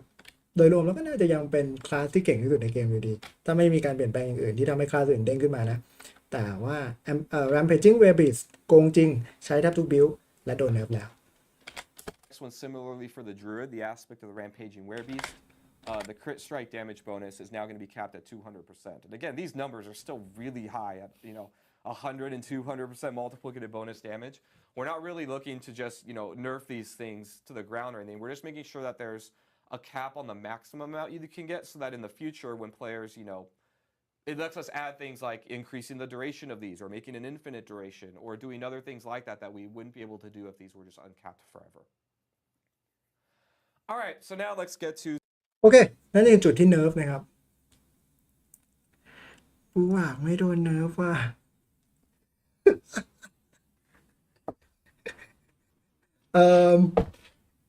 สรุปนะฮะเนิร์ฟทอร์นาโดโดยรวมนะครับเนิร์ฟ Lightning Storm do it เนิร์ฟทอร์นาโด do it เนิร์ฟดาเมจจากโกงมากกลายเป็นค่อนข้างโกงเนิร์ฟบาบาเลียนต้องดูว่าปรับอะไรเพิ่มให้บาบาเลียนนะเพราะบาบาเลียนนอกจาก bleeding มีคนถามว่านอกจากโควต้ามีอะไรเล่นได้จริงๆบาบาเลียนที่โกงที่สุดตกแพทช์นะครับมันคือ bleeding บาบาเลียนแล้วดาเมจเป็น1,000 ล้านนะครับแน่นอนไม่มีบาเบอร์ก็ลดลงมาเหลือเป็น100 ล้านแต่เป็น100 ล้านก็แรงอยู่ดีถูกป่ะเนโคนะครับเนิร์ฟโบนสเปียร์ซึ่งโบนสเปียร์ก็ยังน่าจะโกงสุดในเนโคอยู่ดีทีนี้มาดูแต่จุดที่เนิร์ฟหมดแล้วนะอันนี้จุดที่เนิร์ฟหมดแล้วนะมาดูจุดที่บัฟบ้างบาบาเลียนพารากอนบอร์ดกระจอกนะครับมาดูซิเขาจะปรับยังไง specific classes and kind of the cool things that are coming. So the first thing that we've heard from Barbarian players is that their Paragon boards are just kind of weak, right? They're not particularly impactful. มาดูโหนดมาก่อนนะครับ Lucky Hit อาวุธ2มือแบบ slashing นะครับมีคมและมีโอกาส 8% ที่ทำให้ศัตรูติด vulnerable 2 วิแล้วก็ Decimator ทุกครั้งที่ทำให้ศัตรูติด vulnerable damage เพิ่มขึ้น 10% 5 วิ Overpower ใส่ศัตรูที่ติด vulnerable ได้ additional 10% โบนัส 5 วิเป็นโหนดที่ไม่มีใครสนใจคือพารากอนเนี่ยเอาตรงๆนะอัพเพื่อโหนด Legendary ค่อนข้างน้อยเลยโดยปกตินะครับผมเป็นคนที่วางโครงพารากอนมาค่อนข้างหลายบิลไม่ค่อยวางโครงพารากอนเพื่ออัพโหลด Legendary สำหรับบาบาเลียนนะส่วนมากจะเป็น Necromancer ส่วนมากจะเป็นDo it มากกว่าที่ใช้โหนด Legendary. For exciting, we're gonna look here at one example, and we've changed quite a few of these. นี่คือปรับแล้วใช่ไหมเนี่ยมันอันเดียวกันเมื่อก่อนเป็น Lucky Hit นะครับซึ่ง Lucky Hit ห่วยอันนี้บอกไปแล้วนะ Lucky Hit ห่วยยกเว้นบิลที่สแต็ก Lucky Hit สูงจริงๆซึ่งบาบาเลียนไม่ได้สแต็ก Lucky Hit สูงขนาดนั้นต่อไปนี้ทุกครั้งที่ทำให้ศัตรูติด Vulnerable ได้ damage แรงขึ้น 10% 5 วิไม่สแต็กนะครับ Overpower ใส่ศัตรูที่ติด Vulnerable ได้โบนัส 10% 5 วิ Overpower จะเก่งขึ้นเพราะฉะนั้น Decimator โดยรวมก็ดูเก่งขึ้นคำถามคือเก่งขึ้นควรพอที่เราจะลากสกิลไปอัพเสียสกิลประมาณ10 แต้มในพารากอนเพื่อไปอัพไหมไม่รู้ This is the Decimator Paragon node. Beforehand, we kind of turned into a meme. It gave you a low chance to apply vulnerable to enemies when using a specific weapon, two-handed slashing weapons. And now you can see in the Season of Blood, instead, it's still going to be themed a little bit around vulnerable. สาระสำคัญนะครับคือทุกพาสซีฟในเกมนะเอาหลักการง่ายๆไปเลยนะครับบิลปกติทุกพาสซีฟในเกมที่เดิมเขียนว่ามี Lucky Hit แล้วเปลี่ยนเป็นไม่มี Lucky Hit คือดีขึ้นผิดหูผิดตาเหมือนกับตอนที่เนิร์ฟพาสซีฟดูดเลือดโน้ตดูดเลือดของโลกจากเดิมไม่มี Lucky Hit กลายเป็น Lucky Hit นั่นก็คือเนิร์ฟจมดินนะครับเพราะฉะนั้นถ้าคุณไม่รู้ว่ามันดีหรือเปล่าเดิมมี Lucky Hit อันใหม่ไม่มี Lucky Hit เอฟเฟกต์เดิมก็ดีแล้วอันนี้ดูดีมาก But now when you make enemies ดีพอที่จะอัพไหม you just get a ไม่รู้ percent damage bonus. And ต้อง then ล่าง when พา you รากอนใหม่ overpower vulnerable enemies, you double that and you get a 20% multiplicative damage bonus. So it's much more เป็น powerful than it was additive ด้วย before นะ and is on par with other 10 similar บวก 10 attacks. Next one now is Berserking. Berserking Barbarians are going to be eating pretty happy this patch. จุดต่อมาของบาร์เบเรียนที่รับการบัฟนะครับเบอร์เซอร์ดาเมจโบนัสเดิมเป็นแบบบวกเพิ่มก็แปลว่าเบาเวอร์ชันใหม่คูณก็แปลว่าแรงมากนะครับเพราะฉะนั้นบาร์เบเรียนที่รักษาสถานะเบอร์เซอร์ของตัวเองได้บ่อยนานเวอร์วินนะครับก็จะเก่งขึ้นมากๆดาเมจจะเยอะขึ้นนะครับดับเบิลสไตร์ดับเบิลสวิงโทษทีนะครับเวอร์วินอะไรก็ได้ที่ค้างเบอร์เซอร์ได้นานๆนะครับสกิลที่สแปมรัวๆก็แรงขึ้นผิดหูผิดตาเลยด้วยนะครับจุด25เดิมบวกกลายเป็นคูณเนี่ยคือดาเมจเพิ่มขึ้นถ้าเดิม100,000ก็125,000 Damage bonus used to be additive, so when you went to the Berserking state and you got that damage bonus, it was only additive with your other damage bonuses, and now it's going to be multiplicative. So just being in Berserking in general is going to be much more lucrative for you. And next, Ancestral Force Legendary ใบโบนัสดาเมจเพิ่มให้ Quake Hammer Reaction Outward Damage Increase by 15%บัฟโฮท่าคืนเหรอthe Ancestral Force Legendary, everyone's favorite game mechanic in the game. Before it was that, when you use Hammer of the Ancients, it nuked out some damage and then a little explosion, and then that damage kind of had a separate value. And so sometimes you'd be motivated to, turn around and attack and not hit the enemy directly because you want to hit him with the explosion and not your normal hit. Now it's just going to cause the Quake to happen, but it just increases the damage of the base skill, and then the Quake and the base skill just do one source of damage. So now you're not motivated anymore to do any. โอเคไม่ถึงกับบัฟนะครับก็แค่ปรับแบบถาวรให้โฮท่าไม่ต้องทุบไปทางอื่นนะครับเพราะดาเมจไม่ได้เป็นดาเมจ2สแต็กละไม่ได้เป็นดาเมจ2ครั้งละเป็นดาเมจครั้งเดียวแต่คูณเพิ่มเข้าไป Range behavior. Next one, let's talk about the Sorcerer. So อย่าลืมนะครับนี่ไม่ใช่การปรับทั้งหมดที่มีอยู่ในเกมนะเป็นแค่การปรับใหญ่ๆนะครับปรับจริงน่าจะปรับหลายเบสหลายสกิลมากนะยังไม่เห็นพาสซีฟที่ปรับเลยนะครับแต่โดยรวมนะครับบาร์เบเรียนเบอร์เซอร์บวกดาเมจขนาดนั้นผมว่าโดยรวมถือว่าบัฟไม่เยอะแต่บัฟโฮท่าก็ปรับให้เล่นแบบคนปกตินะครับไม่ต้องกดชิปตีหันหลังตีหันข้างตีอะไรแล้วให้ตีไปปกติไปเลยนะครับโดยรวมบาร์เบเรียนแทบไม่ได้ปรับหาเลยนะครับเพราะว่าเนิร์ฟดาเมจแคปจากอันติซึ่งอันติก็ไม่ได้กระทบหลายบิลนะหลายคนจะเข้าใจว่าเฮ้ยไปเนิร์ฟอันติมันแคปหลายบิลหรือเปล่าคืออันติมันไม่ได้ระยะแบบ2 นาทีอะเนี่ยหรอป่ะอันติจริงๆมันระยะแป๊บเดียวแล้วเราต้องใช้ฟิลลี่ด้วยเพื่อให้อันติมันทำงานเพื่อนบิลที่เป็นบิลไม่ได้สแปมสกิลค้างไม่ได้บิลแชนเนลลิ่งไม่ใช่เวิร์วินอะไรเงี้ยไม่ได้มีผลการอันติมากขนาดนั้นไม่ได้สเกลหนักเท่ากับดูอิทที่ควิดดาเมจลดจาก1,000เหลือ200มันจะลดจากประมาณ150 160เหลือ100ประมาณนั้นนะแต่แรงมากนะครับโดยรวมการปรับเพิ่มนะครับจากการเนิร์ฟอันติไปแล้วมาเพิ่มดาเมจจากพาร์ทเบอร์เซอร์ก็จะทำให้บาร์เรียนโดยรวมแรงขึ้นมากนะครับเคยเล่นโฮท่าอยู่บ่อยโฮท่ายังเล่นได้เหมือนเดิม Incinerate Lamp Up Bring Damage สกิลพ่นไฟดาเมจ0 ไป 100อ่ะเวลาเหมือนเวลาจะซื้อรถนึกออกไหมเขาจะดูความเร็วจาก0 ไป 100 ไมล์ per hour ใช่ป่ะครับ0 ไป 100เร็วขึ้นแต่ดาเมจโดยรวมเท่าเดิม So Incinerate is getting a pretty big buff here. The ramp up time, so for those of you who don't play, or play Incinerate builds, before it used to be that ramped up over 4 seconds. So you would, channel your Incinerate on an enemy and the damage would go up and go up and go up over 4 seconds. And now we're cutting that in half to 2 seconds. มีคนใช้ด้วยเหรอสกิลนี้มันเป็นมีม The total damage that you're คือมันพยายามจะดันสกิลนี้ดูดิในคลิปเปิดตัวก็มีใช้สกิลนี้ถูกป่ะแล้วก็มีบอกว่าพลัง Vampiric Power จะช่วยบัฟให้สกิลที่ไม่มีใครใช้หรอกไอ้ห่าแค่คิดโครงสร้างสกิลก็แปลกแล้วดันเจียนแม่งเป็นเส้นตรงวิ่งไปข้างหน้าอย่างงี้คุณยืนอยู่หน้าดันเจียนแล้วก็พ่นไฟมอนสเตอร์แม่งก็ตายแค่เนี้ยประมาณ10 เมตรต่อตัวคุณเนี่ยพอมอนสเตอร์ตายหมดคุณก็เดินไปแล้วก็ไปหยุดพ่นไฟอีกแค่คิดก็ผิดแล้วสกิลใช้ค้างอยู่กับที่เลนส์เป็นข้างหน้าอย่างเดียวเนี่ย you're going to get is still the same. We're just making it much easier for you to get that maximum amount. ประสบการณ์ผมอาจจะน้อยนะแต่ผมไม่เคยเห็นเกมไหนที่บิลนี้เป็นเมตาเลย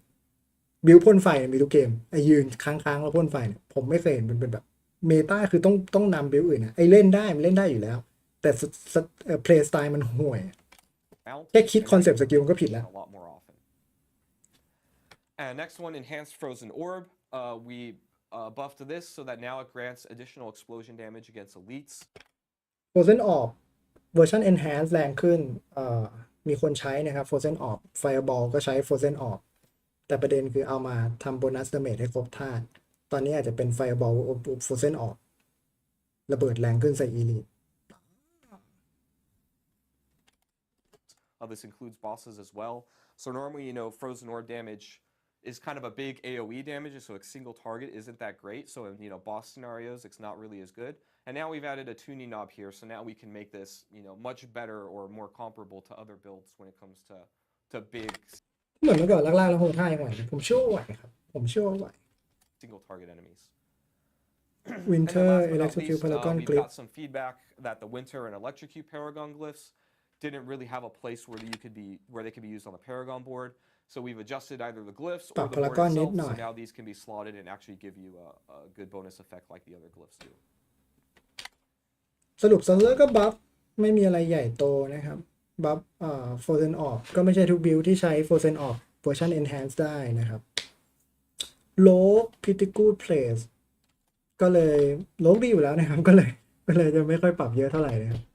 Talk about Rogue a little bit. Now, so unlike maybe the Barb and the Sork that we just talked about,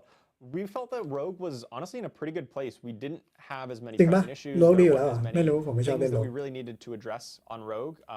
There were still some things that we saw, but not quite as many as other classes. The one area that we saw was with basic skills. Pretty much every Rogue build was running Puncture. Now, Puncture is a great skill. It does a whole lot of really cool things, but basically the other 4 basic skills were just not seeing really any use at all. And there was a variety of reasons there, and so we have taken a look at the 4 of those to update them, mainly looking at their lucky hit chance for Blade Shift and Forceful Arrow, bringing those up to the 50% chance to kind of keep them on par with. เหมือนเดิมโลกนะครับดีอยู่แล้วทุกอย่างดีอยู่แล้วปัญหาของโลกคือทุกคนใช้เบสิกสกิลเดียวกันนะครับปามีดพังเจอร์วิธีการแก้ครับแก้มาแล้วรอบหนึ่งปั๊บแม่งทุกสกิลคนแก้ปัญหาบอกเนี่ยต้องเวิร์กผู้เล่นบอกโอเคพังเจอร์เหมือนเดิมนะครับแพทนี้ครับ Developer พยายามทำเหมือนเดิมอยากให้คนเลิกใช้พังเจอร์บัฟทุกสกิลเบรดชิฟก็บัฟฮาร์ซิกเกอร์ก็บัฟฟอสฟูแอโร่ก็บัฟมาดูว่าคนจะใช้พังเจอร์เหมือนเดิมหรือเปล่าผมเชื่อว่าน่าใช้พังเจอร์เหมือนเดิม Vulnerable มันโกงนอกจากจะเนิร์ฟ Vulnerable โจมดินนะซึ่งไม่รู้ว่าจะทำไหม And then enhanced Blade Shift, the upgrade to Blade Shift, will now immediately give you the full movement speed bonus. Prior, you had to move through enemies, and it took a little bit of time to ramp up. We're just going to give you that full move speed bonus right off the bat. And then Heartseeker, the critical strike chance that you get whenever Heartseeker hits a target, it previously stacked up at 3% per cast, per stack. And that meant you needed to hit an enemy 5 times before you got the full 15% bonus. And 5 times is a lot. So now we're going to increase the gain per stack up to 5% per stack. So you can get that full bonus within 3 hits, which is very conveniently the same number that you need to max out your combo points. So Heartseeker might see a little bit more play in combo point builds. Heartseeker ดูน่าสนใจขึ้นนะ Additionally, we also took a look at the Impetus passive. And this one, we just made it occur a little bit more often. You only need to move 12 instead of 15 meters. แอนิเมชันมันเดินได้ด้วยนะครับ But more มัน importantly, กึ่งเดินไปปาไป it อ่ะ also increases the นึกออก damage ปะ of your next non-basic attack. Prior, it just said your next attack. And that meant that, you would... คืออย่างนี้ครับหลายคนยังเข้าใจว่าเราต้องเล่นเบสิกสกิลให้เข้ากับตัวสกิลหลักเราถูกปะจริงๆแล้วไม่นะครับขึ้นอยู่กับเพลย์สไตล์เลยเล่นอะไรก็ได้ Impetus Passive นะหลังจากเดิน12 เมตรการใช้สกิลต่อไปที่ไม่ใช่เบสิกสกิลจะแรงขึ้น 21% Occasionally use a basic, and then you'd get the bonus on the basic, which didn't do a lot of damage. Now, ซึ่งไม่มีใครใช้นะครับเพราะว่าใครมันใช้เบสิกทำดาเมจวะมีแต่มีมใช่ไหมที่ใช้เบสิกทำดาเมจเปลี่ยนเป็นหลังจากเดินดาเมจของ non basic แรงขึ้นก็แปลว่าบิวธนูเพนช็อตอะไรอย่างเงี้ยนะ วิ่งไปยิงปุ้งหายวิ่งไปยิงปุ้งหายโอกาสเกิดเยอะขึ้นนะครับ Now you're definitely going to be getting this จะว่าไม่เยอะโลบ on a ก็บัฟ higher เยอะเหมือน damage กันนะ skill, like a core skill, whenever you get to trigger the impetus passive. Let's talk about Druid. Yeah. ดูอิดดิวแล้ว ดูอิดสบายๆครับผมเนิร์ฟไลนิ่งสตอร์มเนิร์ฟทอร์นาโดบูว่าบอกว่าผมดีอยู่แล้วครับผมสบายจะบอกว่าพลังแวมพิลิกใหม่ เดี๋ยวจะมีคลิปอ่านพรุ่งนี้บูว่าโคตรโกง So similarly to the Rogue, the Druid's in a pretty good place. So not quite as many updates as other classes, but we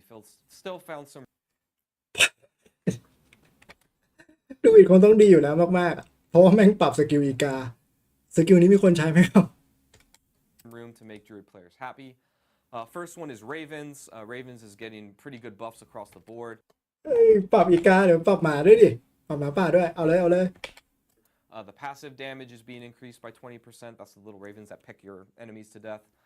The active damage is also getting increased by a whopping 55%. So that's the actual circle of ravens that hit enemies. And then enhanced ravens, the bonus critical. เฮ้ยแต่ว่าเวอร์ชัน Enhance ที่มันดูดีนะคือศัตรูที่โดนอีกาจิกจะรับดาเมจคริติคอลจากเราสูงขึ้นซัพพอร์ตป่ะอีกาซัพพอร์ตแล้วเราก็เฮ้ย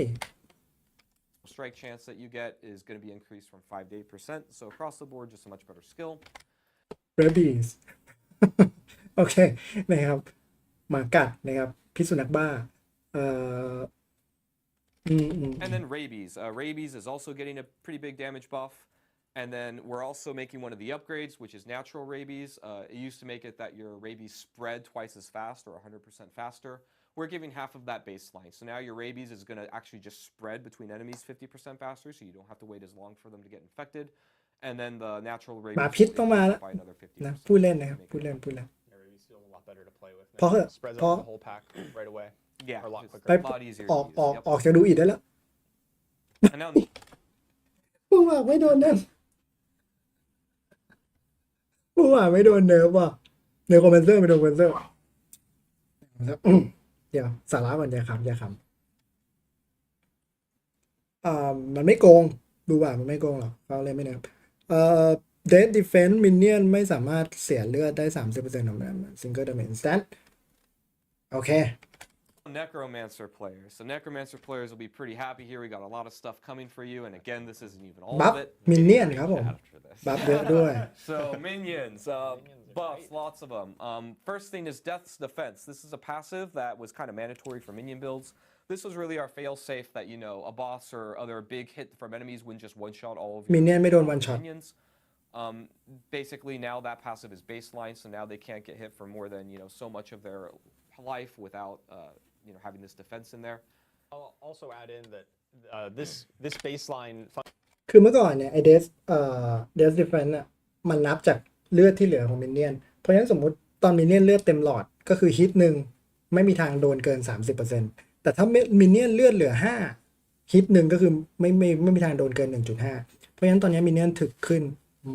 มากโคตรเยอะนะครับแล้วถ้ามีวิธีรีเจเนเรตเลือดให้มินเนี่ยนได้นะอาจจะได้เห็นมินเนี่ยนที่ไม่ต้องรีซัมมอนซึ่งถ้ามีมินเนี่ยนที่ไม่ต้องรีซัมมอนคุณจะเจอจริงจะแฮ ARPG เล่นมินเนี่ยนวันนั้นแหละ functionality that your minions can't take more than 30%. โกเลมตีเร็วขึ้นเท่าตัวบัตรโกเลมดาเมจแรงขึ้น 55%ไอรอนโกเลมดาเมจแรงขึ้น 15%พารากอนโหนดของมินเนี่ยนได้รับการบัฟ This applies to all player pets across the ไหนใครบอกคลาสไหนเป็นลูกหลักเดฟนะในโคจะชัดนี่แค่ครึ่งเดียวนะเนี่ยมินเนี่ยนแม่งบัฟแบบบิวแทบจะแบบโกง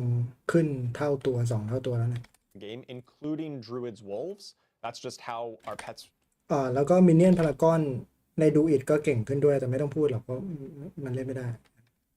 now work. And of course, we've redesigned the Death's Defense passive to give you another alternative if you want even more defense on your minions. Yeah, good clarification. Druid's eating even better today Yes. too. Yes. Yes.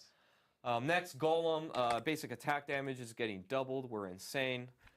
But yep, so it's going to get a lot stronger. Your Blood Golem and your Iron Golem's active damage is also going up. The Blood Golem by 55%. The Iron Golem Slam is going to be 15% better. Also, many of your minion paragon node damage values have been increased. So that scaling minion damage into the mid and late game is also going to be a lot better. Cold Bringer's aspect. โคบิงเกอร์แอสเปกนะครับสเกเลตันเมดมีโอกาสใช้พิศาจถามว่าทำให้สเกเลตันเมจทุกตัวใช้พิศาจได้เมื่อก่อนเฉพาะโคสเกเลตันเมจคือสเกเลตันเมจมันแอสเปกมันสเปกได้3แบบถูกปะถ้าเราใช้พิศาจเราใช้แอสเปกนี้ต้องเป็นโคเท่านั้นตอนนี้ก็คือปรับให้เป็นอะไรก็ได้แต่ปกติคนไม่ใช้หรอกเพราะส่วนมากดาเมจของมินเนี่ยนมาจากฟิสิกอลก็คือมาจากสเกเลตันเมจที่เป็นวอริเออร์นะ This one แต่ก็บัฟ used to say that แต่ก็ถือว่าบัฟ your cold skeletal mages ขอบคุณสำหรับ cast subscription ใน Blizzard, YouTube มากครับ kind of made sense thematically. Cold mages, Blizzard, cold things. But now we're opening this up to more builds. So now this aspect still makes your mages cast Blizzard, but now you can take any mages that you want, not just cold mages. And next, so we had some affix reductions here. So before we had the thorns related affixes, we had one that was โอเคเป็นการลดจำนวนแอฟฟิกหรือจำนวนออฟที่อยู่ในของนะครับรวบเป็นอย่างเดียวคือเมื่อก่อนเนี่ยมันจะเป็นมอดที่เขียนว่า Skeleton Mage ได้ทอนจากตัวเราSkeleton Warrior ได้ทอนจากตัวเรา Golem ได้ทอนจากตัวเราตอนนี้มอดทั้งหมดหายไปกลายเป็นมอดเดียวเขียนว่า Minion ได้ทอนจากตัวเราซึ่งก็คือมอดขยะอยู่ดีแต่เมื่อก่อนมี3มอดขยะที่คุณโลได้ในของ1อย่างตอนนี้มี1มอดขยะแปลว่าอะไรครับแปลว่าบัฟwas specific for your skeletal warriors, one for your skeletal mages, and another for your golem. And now we're basically just cleaning that up. So now instead of having 3 separate affixes, we now have one unified your minions inherit thorns affix, and that can appear on ranged shields and gloves. So now you're going to have a little bit less spam of affixes that you're not interested in if you're not looking for thorns in your build. And last but not least, shields. This just makes sense. โล่นะครับทำไมโล่มาอยู่แค่ในโคแมนเซอร์เพราะ Diablo 4เชื่อหรือไม่ก็ตามเป็นเกมที่คลาสเดียวเท่านั้นที่ใช้โล่ได้คลาสเดียวเท่านั้นที่ควรจะถือโล่นะครับก็คือในโคแมนเซอร์นะครับต่อไปนี้โล่มีเกาะด้วยในโคแมนเซอร์ก็จะถึกขึ้นไปอีกนะครับแต่เกาะเพิ่งโดนเนิร์ฟมาไอ้ที่ถึกขึ้นก็ไม่ได้ทำให้มันโกงมากขึ้นโกงรีสิสแทนเพิ่มในโคเก่งขึ้นเกาะเพิ่มในโคเก่งขึ้นมินเนี่ยนเก่งขึ้นใครค้าใจลูกรักค้าใจลูกรัก Shields have armor on them. So now when you have a shield as a necro, it has armor because they protect you. That's what they do. Yes. Damage Bucket น่าจะเป็นจุดที่คนสนใจเยอะที่สุดนะครับแล้วเราก็น่าจะต้องมีคลิปใหม่ของ Channel เพื่อที่ปรับความเข้าใจเกี่ยวกับการทำงานของ Damage นะครับAll right, so let's talk a little bit about the damage bucket changes. And when I refer to damage buckets, I'm mainly talking about critical strike damage, vulnerable damage, and overpower damage as well. So in Season of the Malignant, vulnerable and critical strike damage were different buckets, and mixing these two, so if you critical struck a vulnerable enemy, would kind of multiply all of your critical strike damage by all of your vulnerable damage, and you just get more than the sum of your parts. Like อย่าเพิ่งสปอยผมนะผมยังไม่ได้ผมจะเห็นลิงก์ใน YouTube ข้างล่างว่าเราเพิ่งดูประมาณ60% ของระยะสตรีมแค่นั้นเองคิดว่ามันจะเนิร์ฟยังไงคริตกับ vulnerable เอามันมาอยู่บัคเก็ตเดียวกันเหรอ dramatically more. And this meant that the optimal way for basically every single build in the game to play was to stack critical strike damage, was to stack vulnerable damage, and then just make enemies vulnerable, and then crit them. That's how you did most damage in Season of Malignant, no matter what your build, no matter what your class. And so that meant that, say, if an item dropped that had plus crit chance, plus crit damage, and plus vulnerable damage, that was best in slot for literally everyone. And that was unhealthy. It was leading to a lot of stagnation, a lot of builds that ไม่จริงนะครับ critical vulnerable ไม่ได้เป็นสแตทที่ดีที่สุดสำหรับบิลนะครับมีบิลหนึ่งที่ไม่ได้ใช้ critical แล้วก็ไม่ได้ใช้ vulnerable และบิลนั้นก็ไม่โดนเนิร์ฟด้วยบิลนั้นชื่อว่าบูวาก could not fully utilize critical strike or vulnerable, say builds like dot builds because dots can't crit. They couldn't really capitalize on this in the same way, and they got left behind builds that could. So the next slide, I think. Yeah. So moving forward into the Season of Blood, critical strike damage, vulnerable, and overpower as well are going to be different buckets, but mixing them will only give multiplicative damage bonuses capped at a certain amount. So if an enemy is vulnerable, you're going to deal 20% more damage to them. And it doesn't matter how much additional plus vulnerable damage you get, it's not going to increase the 20% multiplicative amount. Same with critical strike, it'll give you 50% multiplicative damage. And then overpower as well. If you overpower an enemy, similar to crit, it'll give you up to 50% bonus damage based on your health total. Overpower calculations are we're not going to get into all the details of exactly how overpower is calculated in Season of the Blood here, but you can definitely check out the patch notes for a more explicit detail there. But basically know that it has a multiplicative aspect up to 50%, just like crit and vulnerable. And it'll scale and just be better. Trust us, it'll be good. Overpower was definitely not overpowered in Season of the Malignant. It was rather on the weak end. And here going into Season of Blood, it is going to be much more powerful. I really expect Blood Necros and Werebear Druids to be doing very well in this season. So let's go over an actual example here with numbers just to clarify what I mean. So if you have 150% critical strike damage, that's what it shows on your character sheet, right? That's how much critical strike damage you have. It also factors in this 50% bonus damage that you deal anytime you crit. And similarly, if you have 200% vulnerable damage, it also factors in that 20% vulnerable damage that is just baseline to vulnerable application. Previously, we would take the entire 150% and multiply it by 200%, and that would be your damage output. It would scale really high. But now we're going to take whatever damage you would deal, and we're going to multiply it by 1.5 because it's a crit, and then we're going to take that result and multiply it by 1.2 because the enemy is vulnerable. And that's why the 50% and the 20% combine to 80. It doesn't combine to 70 because you're multiplying them together. Like I said, so you still get some synergy where it's greater than the sum of its parts, but no longer is it the full 150 and the full 200. We're just always going to take the 50 and the 20. And so that should give us a bit more, scaling will be a bit more consistent across crit and vulnerable, and you're not going to be incentivized to every build has to stack critical strike damage and has to stack vulnerable. It'll still be valuable to do it for builds that are interested in that, but it's not going to be the best in slot for every single build every time. I want to say one of the things we wanted to do here was still motivate you, and you should be glad to be mixing multiplicative buckets. It's still an interesting thing to do. Just your opportunity cost isn't insane if you don't. So now you can do other things. Yeah, so the overall impact that players are going to feel in Season of Blood with this is that the nominal damage numbers that you're doing are going to go down slightly. And สรุปง่ายๆเลยนะง่ายๆเอาแบบง่ายๆเลยนะควิดแชนสำคัญ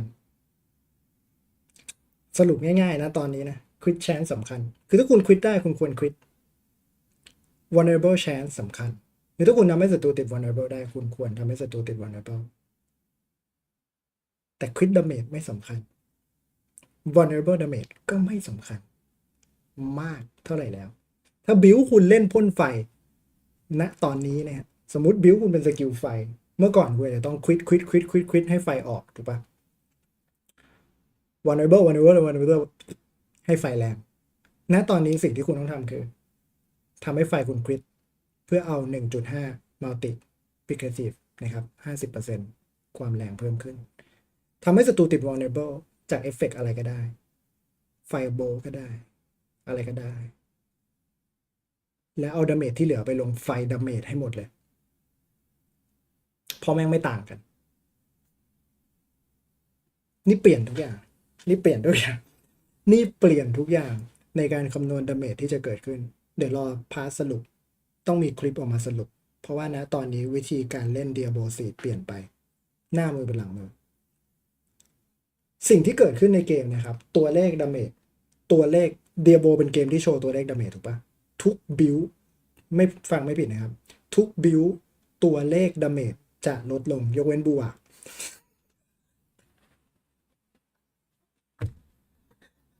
แต่เราไม่พูดถึงบูอะเพราะ developer ก็ไม่พูดถึงบูอะเราลืมบูอะไปเลย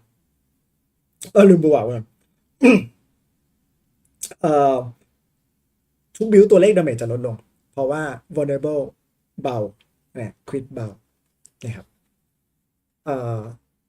การผสมดาเมจหลายๆบัคเก็ตอะไรเนี่ยการสำคัญลดลง over power ฟังไม่ผิดนะ over power แรงมาก สแต็กดาเมจบัคเก็ตเดียวทำได้ That's because you just don't have this massive multiplicative bonuses. But we're not here trying to make the player weaker against monsters. What we actually did was we went through and looked at all the monsters in the game and retuned them to make sure that players who are optimizing their build and have strong builds are still approximately as equal against monsters as they were before. Mixing damage types, as we said, was going to be less required. อย่างที่บอกนะครับตัวเลขดาเมจลดลงแปลว่าเกมยากขึ้นหรือเปล่าเปล่านะครับมอนสเตอร์ก็โดนจูนให้ pool HP ลดลง defense ลดลงเพื่อให้สุดท้ายแล้วบิลที่เก่งของคนที่เล่นนะก็ยังเพอร์ฟอร์มได้เหมือนเดิมใช้เวลาเท่าเดิมในการฆ่ามอนสเตอร์แค่ตัวเลขดาเมจมันลดลงนะครับแม็กซ์โลก็ไม่พูดถึงบูวาแล้วผมก็บอกตั้งแต่ซีซั่นที่แล้วถูกปะเขาบอกดูบูวา F ถูกไหมไม่ได้ดาบไม่ได้แซะแบ็กโซหรืออะไรนะแต่มันเป็นบิลที่มีอยู่จริงในเกมคุณก็ควรจะพูดถึงเพราะว่ามันเล่นได้จริงดาเมจมันโกงตอนนี้ทุกคนทำเหมือนว่าบูวาไม่มีตัวตนทั้งที่มันเป็นหนึ่งในบิลที่เล่นง่ายที่สุดในเกมถึกที่สุดในเกมแรงที่สุดในเกม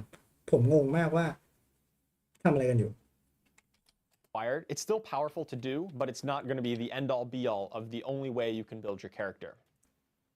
And of course, building individual damage types are going to be more equal in value, mainly, like I said, about overpower. Overpower builds are just falling behind. Same with things like dot damage builds or minion-focused builds. Those are going to come up and be much more comparable to builds like critical strike-focused ones or vulnerable-focused ones, and so on.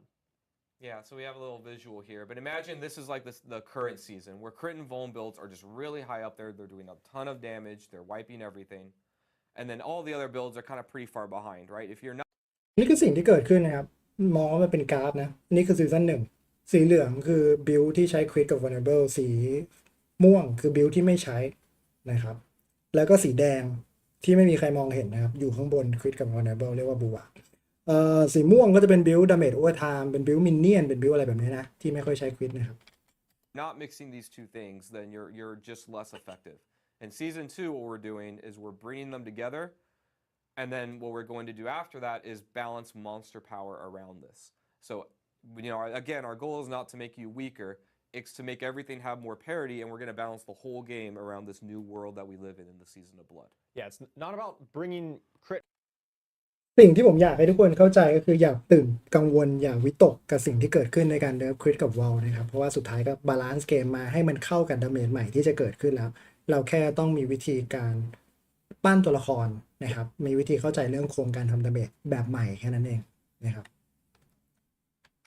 Crit and vuln down, it's about making sure other builds can reach that same level of power that crit and vuln builds experienced in Season of the Malignant. It'll Blood just Neko open up the space for more Blood builds Neko toต้องมา reach แล้ว that type of overpower with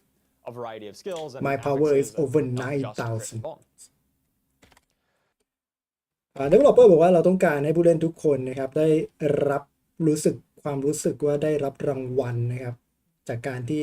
พยายามสร้างบิลของตัวเองขึ้นมาโดยการโฟกัสดาเมจไปที่สิ่งที่เราต้องการอย่างเช่น Blood Necromancer ต้องเล่นแล้วแหละนะครับ Blood Necromancer Overpower Damage นะครับแล้วก็นั่นแหละนะครับเพราะฉะนั้นการสเกลดาเมจไปทิศทางเดียวมันจะไม่แย่อีกต่อไปละแล้วก็ developer ไม่อยากจะให้เกมนี้มัน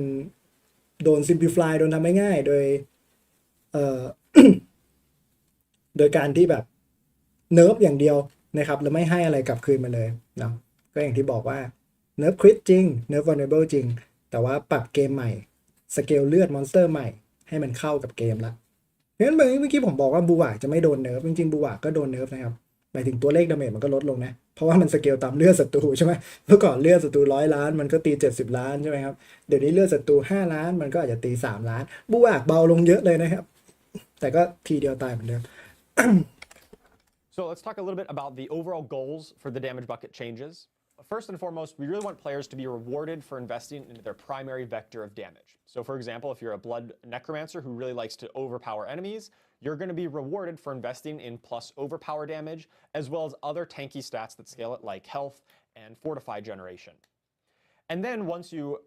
invest in that as like the main bulk of your power, you can find other ways of increasing บิล that. สุดท้ายใน maybe channel ผม you ชื่อ do บิล find a หม way อกอม to ตะใช่ปะ apply vulnerable, but it's not going to be the main focus of your build. บิล You ใหม่ can ผ also ม get a lot of skill ranks Blood to increase Wave whatever your core skill Blood rank is. Surge Those อม still ตะ increase your core เลือด skill หมื่น damage Fortify multiplicatively with ปุ้ skill ง ranks, ปุ้ง which ปุ้ง goes ปุ้ง back to ปุ้ what ง Adam ไม่มี had วัน said ตาย earlier about how powerful skill ranks are going to be going เกิด forward บิล in ใน the หัว season ผม of นะตอน Blood. Also, we don't want this to just make the game simpler. We know that right now players they feel like they're getting crit and vulnerable on their gear, and that's great. That adds an interesting layer of the item chase. Like, hey, you found the best in slot item, and with this change, it's not going to be that exact same. But our intention is not to make the itemization game simpler or more boring, because we're actually making a bunch of other changes to make this a bonus, to find other ways of scaling your character in interesting ways that Adam is going to talk about here. Yeah. So last but not least, we're going to talk about making it a bonus, and I'm going to kind of expose a gap in our armor here. What we were really afraid of when we were looking at doing these changes is that in a vacuum, if we did this and nothing else, we think that it could be a negative experience to the game, kind of what Charles alluded to. อย่างแรกที่ developer พยายามหลายครั้งมากที่ทำให้เราเข้าใจก็คือมันไม่ใช่การเนิร์ฟเกมนะครับไม่ใช่การเนิร์ฟเกมในการปรับควิดกับวอลแล้วผมก็คิดว่าทุกคนก็เข้าใจแล้วแหละใน channel เราก็คือมันคือการเนิร์ฟควิดกับวอลโดยตรงเลยแล้วปรับเกมให้เข้ากับดาเมจใหม่ที่เกิดขึ้นแต่ว่า developer ก็บอกว่าความแตกต่างในเรื่อง skill power ของผู้เล่นน่าจะน้อยมากหรือควรจะสูงขึ้นด้วยซ้ำเพราะว่ายูนิคในเกมมันเก่งขึ้นนะครับWhat I'm อยากให้สบายใจ terrified of is that we do these changes and the reaction basically is, wait, you're lowering my damage and you're making it less rewarding to try and build crit and vuln. This is awful. I hate it, right? This isn't our goal, and we knew that we had to combine this with some other systemic updates to the game to make sure that this new world of itemization, damage buckets, and builds was something that's interesting and kind of has some meat to it as a player. And also what we mentioned before is that we are, again, going to be tuning monsters to be more appropriate. หลายคนบอกว่าเล่นบัตรในโคกับศัตรูที่เป็นแวมไพร์ไม่เหมือนเอาเลือดยัดปากอ่ะไม่คือเราคิดง่ายไงเราต้องดู RH เลือดด้วยเลือดแวมไพร์อาจจะเป็น RH บวกเลือดเราเป็น RH ลบยัดเข้าไปเลือดก็ตกตะกอนมันก็ตายไงเนี่ยเราต้องคิดล่ะหรือเลือดเราอาจจะเป็นกรุ๊ป AB มอนสเตอร์แม่งเลือดกรุ๊ปหาอะไรก็ไม่รู้เราให้ไม่ได้อะเราโดเนทไม่ได้อะยัดเลือดเข้าปากมันตกตะกอนตายเลย appropriate with the new player power level. Our goal here is that your player power difference should be minimal. If anything, you'll probably feel more powerful compared to before just because of all the unique upgrades and other, class updates and changes that we're making to the game. So you shouldn't really have a huge difference in how you feel going through mobs and dungeons and things. Just you're having more options of how you feel. So here's the other big part of our updates. We're adding effects to kind of give that scaling back, but instead of having it be baseline, we're going to do it through player interaction. So if you remember before that little graphic of the crit and vuln was really high and the other player power was down below, how are we bringing these things together? Well, we're going to bring that player power up for the other builds through these kind of designs and effects. So the goals with these changes before we get into them are twofold. The first is we want to add some multiplicative power back to the player, but in a more interesting way. Because as we mentioned before, we are removing multiplicative power by capping it with crit and vuln. So we want it now,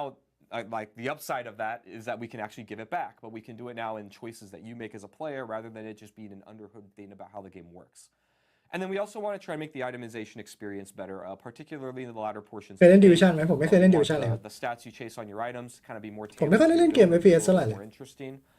This isn't the end all be all of our plans for itemization, but this is just one way that we think we can try and make your stats and your gear and how they mix with your build a little bit more interesting. So now let's go through an example. So this is these kinds of effects are what we added kind of all over the place on all the classes of ways to give you multiplicative power. เดี๋ยว Elemental Summoner นะครับ Legendary Node Buff Sorcerer นะครับแอบบัฟมาอีกแล้วSkill Conjuration นะครับพวกสกิลเสกของนะเสกไฮด้าเสกนู่นเสกนี่อะไรอย่างเงี้ยนะเมื่อก่อนถ้าอัพโหนดนี้คูลดาวน์ลดลง 5% นะครับต่อจำนวน Conjuration Skill ที่อยู่ในสกิลบาร์เราเวอร์ชันใหม่คูลดาวน์ลดลง 10% มานาลดลง 10% แรงขึ้น 3%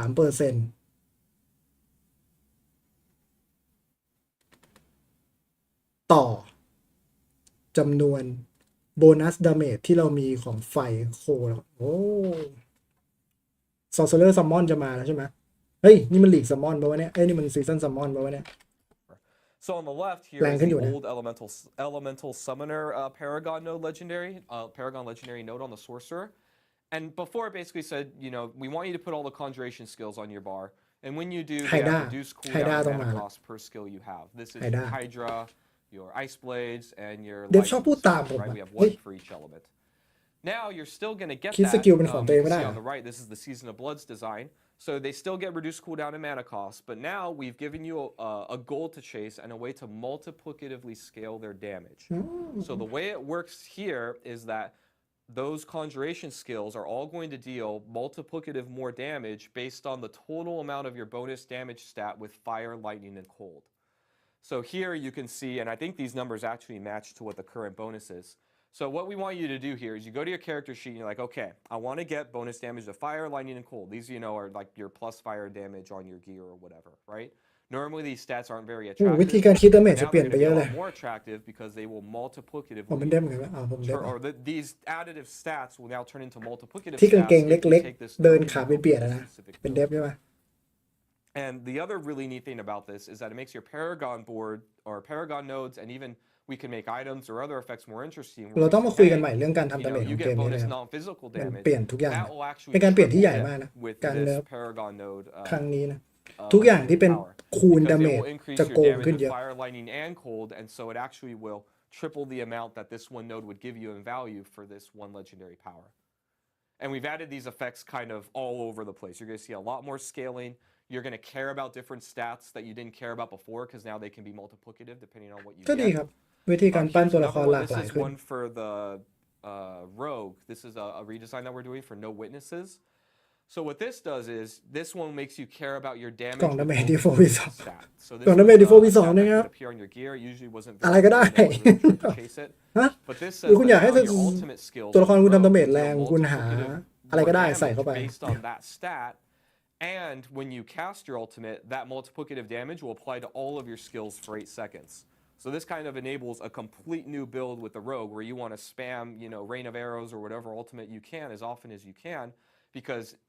even just using the ultimate is going to give you a multiplicative bonus, and that bonus on all of your skills will be based on พว this กดาเมจ damage คูณนี่คือจะ stat that you can get via gear and Paragon and other places. มีอิมแพคกับเกมเยอะขึ้นมาก My favorite class to play that new flicker step unique on, where Yes, when you're you can evading combine through that enemies, you get a lot of ultimate cooldown reduction. It lets you trigger no เฮ้ย witnesses more คอมโบ often. ใหม่โลกอ่ะ Want to build Lane more of ultimate, Arrow and you can play it, with Rain of Arrows or Shadow Clone or ไอ้ Death แล้วผม Trap. พูดตามอีกแล้ว Any อ่ะ of them, it just feels really good and a much more cohesive package. รองเท้าใหม่รองเท้าลดคูลดาวน์อันติ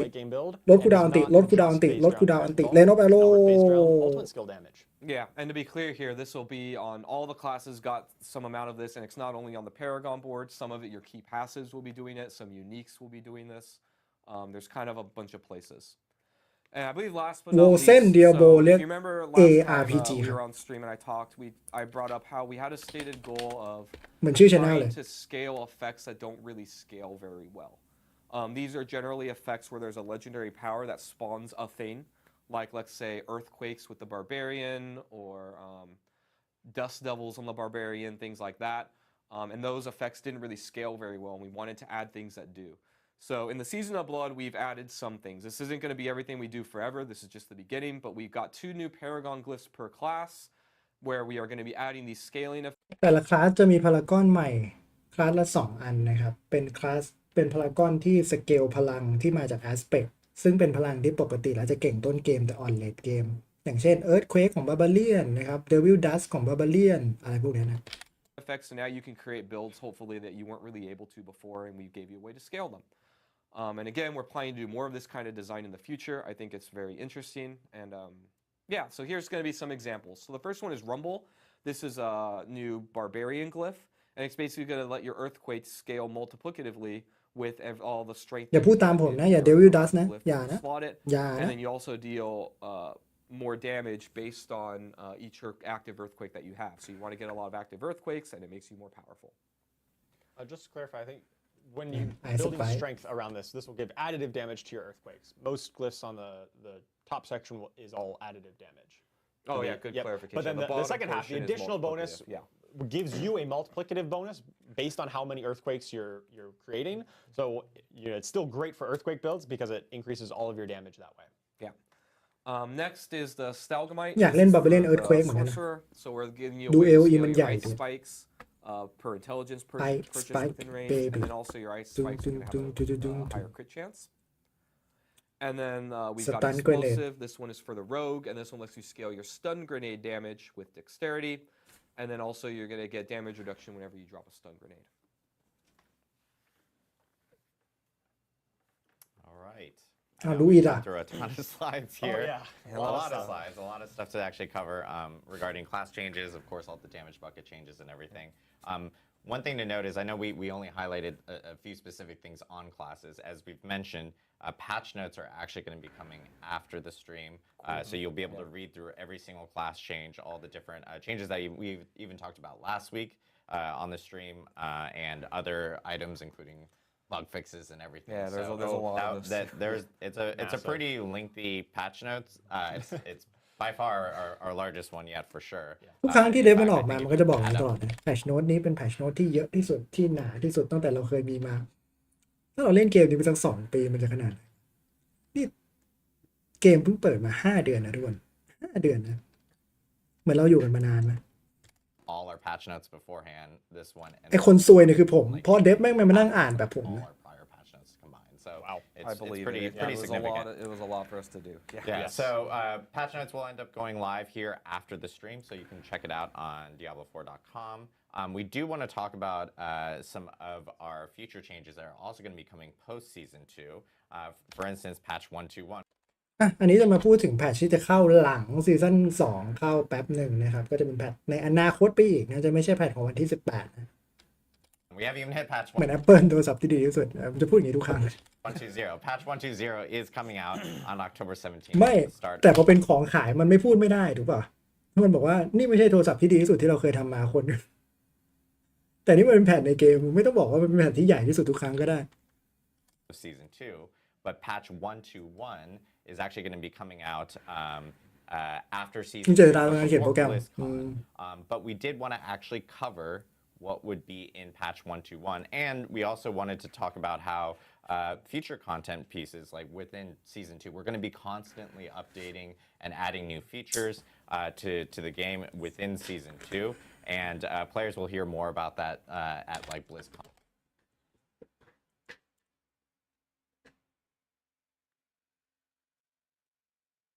ทุกคนมันเกิดขึ้นแล้วครับมันเกิดขึ้นแล้ว สิ่งที่เรารอคอยกันมาบิวใครแรงไม่แรงยังไงเราจะรู้แล้วเราจะทำได้เทรนนิ่งดัมมี่จะเข้ามาสุดยอดโอ้โห6 เดือนแล้วมีหลายเวอร์ชันด้วยนะเวอร์ชันมอนสเตอร์ธรรมดาเวอร์ชันอีลีทเวอร์ชันบอสเวอร์ชันซิงเกิลทาร์เก็ตเวอร์ชันหลายเป้ามาปุ๊บของดีมาเลยเกมอื่นดูนะครับเกมอื่นดูไว้นะครับ ARPG เกมอื่นที่ไม่มีระบบเทสดาเมจคุณจะรู้ดาเมจภาคอื่นเคยมีไหมผมไม่รู้ภาค3ภาค2ไม่มี ภาค3ผมไม่ได้เล่น And future streams. But one big thing that we are adding in 121 is a training dummy, kind of a target dummy where you can actually practice builds, test out different items and everything like that. This will be located in Kyovushad in a cellar, and you can actually customize it. And GOE ไม่มีครับเฮ้ยแต่ POE แม่งมีโปรแกรมที่เอาไว้วัดดาเมจ change it from like a normal training dummy to มันไม่ต้องกดเอง adding additional ones or boss ones, and you'll actually be able to test แต่แบบนี้ดีกว่า out นะ different ไม่ต้องเอา builds. ข้อ So มูล this ไป will ใส่ be coming in 121. สเต็ปเราเล่นเป็นยังไงเรารู้ดาเมจเท่านั้นแหละ Continuously say that so people don't go like, Not the why last wasn't one it you did, the next on one October after. 17th? Yeah, 121. Yes. But this will be อันนี้ไม่ได้เข้ามาพร้อมซีซั่น towards the 2 end นะ of this month. We'll have more หลังซีซั่น 2 information แป๊บ as นึง that actually hits. And then the other feature that we're going to be adding, and this one's a big one that I know people have been asking for. In 121, there will be a option for you to be able to reset your Paragon board. 1.21 จะมีปุ่มให้กดปุ่มเดียวพารากอนหายทั้งหน้า which we know that everyone has been asking for, and it's something that we've been wanting to put in. And so, Easier respecs. yeah, easier respecs is going to be way better for players. And so, in 1.2.1, that feature will actually be coming. And again, like I said,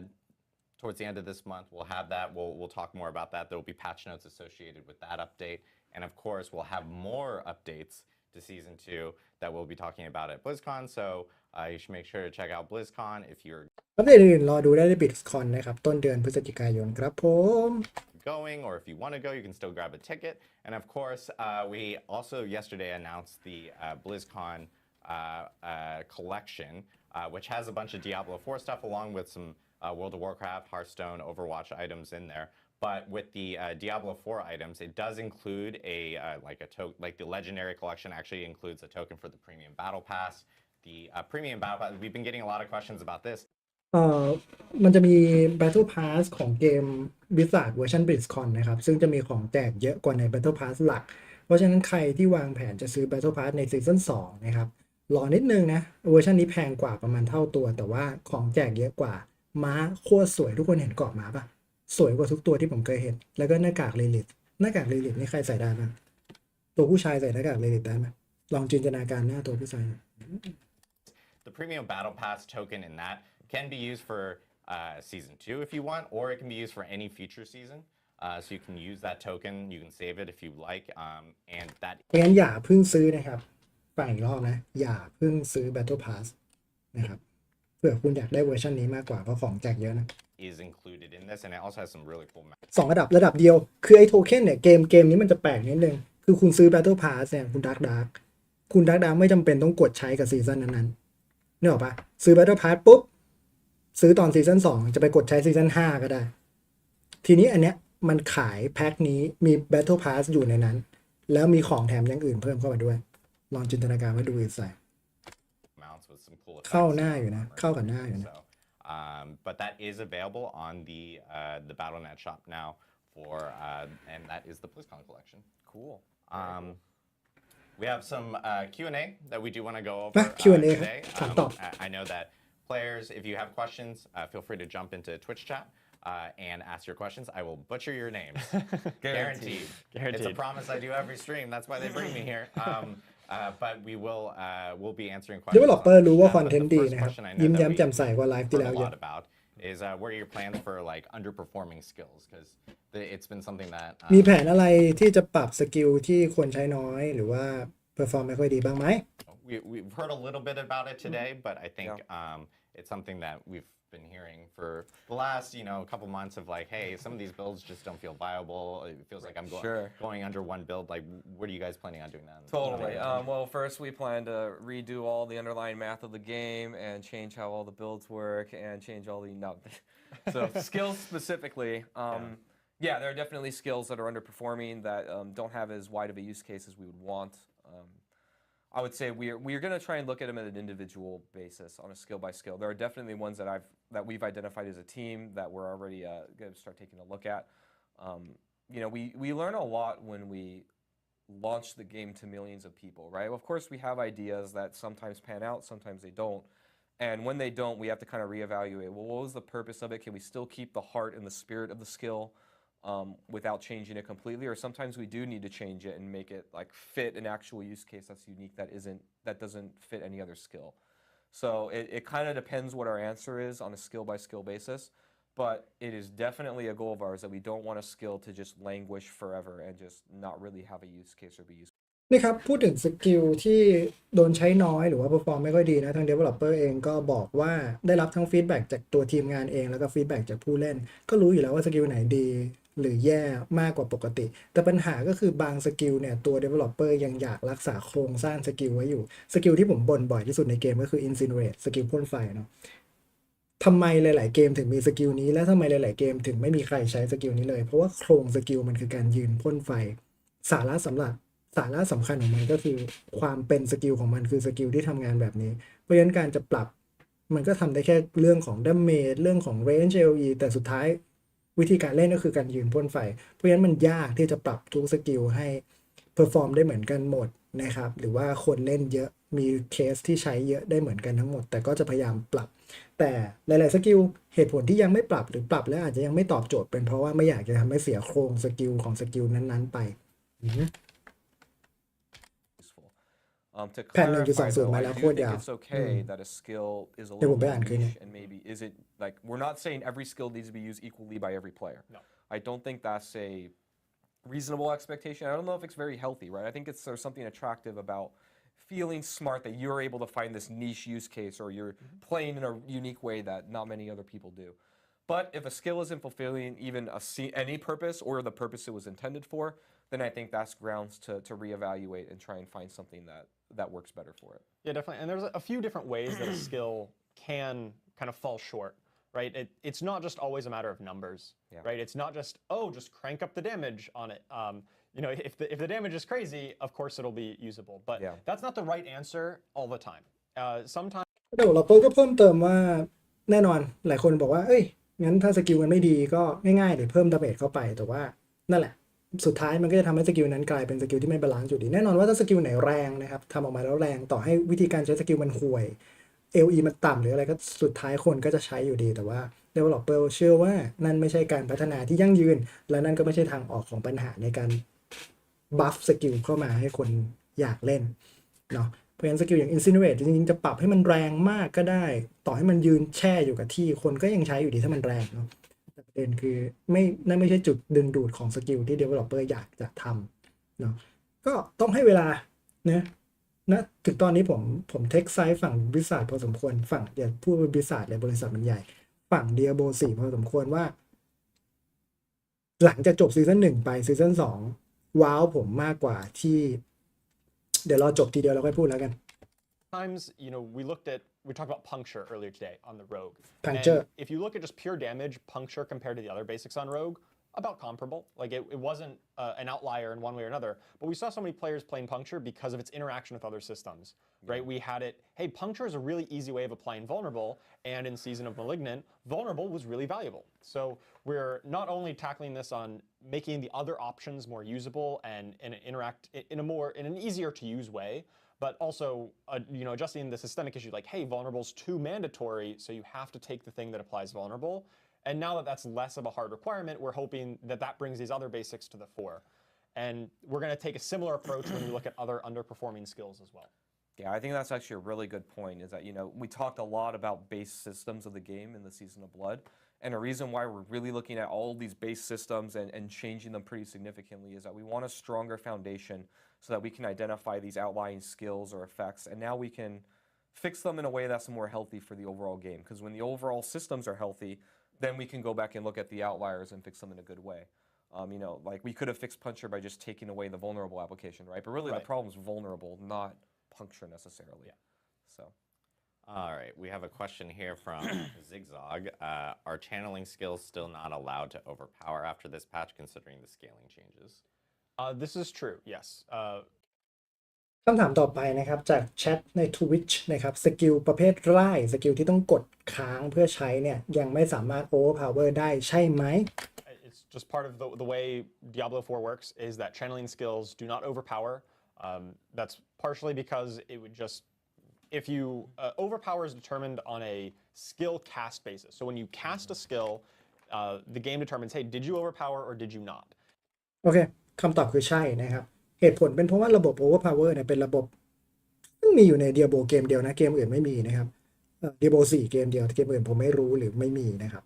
วิธีการทำงานของ overpower เนี่ยโดยพื้นฐานมันคือการนับตอนที่คุณกดใช้สกิลโอกาสติด overpower จริงๆต่ำมากนะครับอยู่แค่ 3% เพราะฉะนั้นเมื่อคุณกดใช้สกิลหนึ่งมันจะ determine เลยว่าสกิลนั้นติดหรือไม่ติด overpower ที่ 3% นั้นทีนี้สกิล channeling เนี่ยมันไม่นับว่าเราใช้สกิลหลายครั้งมันนับว่าใช้สกิลครั้งเดียวนั่นก็เป็นเหตุผลว่าทำไมนะครับ overpower ถึงไม่สามารถทำงานกับสกิลประเภทกดใช้ค้างหรือ channeling ได้นะครับ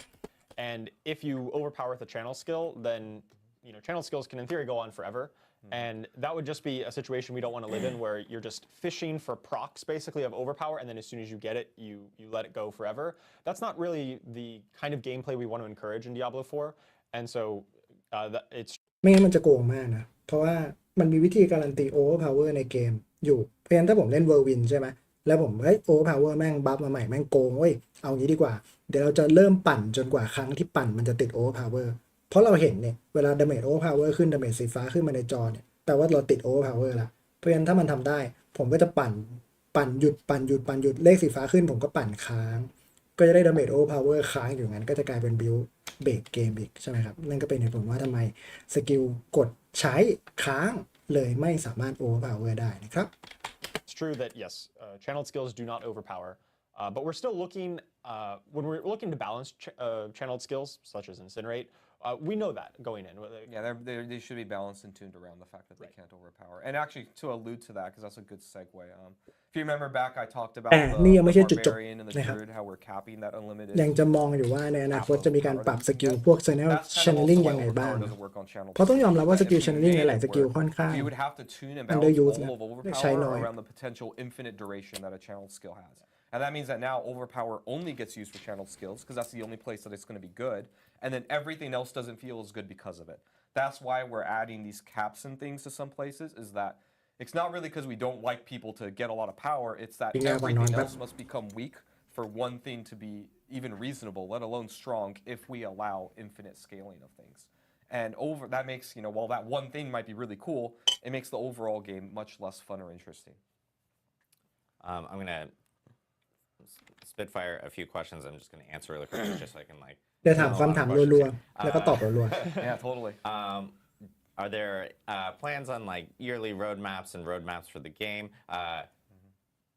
BlizzCon. Stay tuned.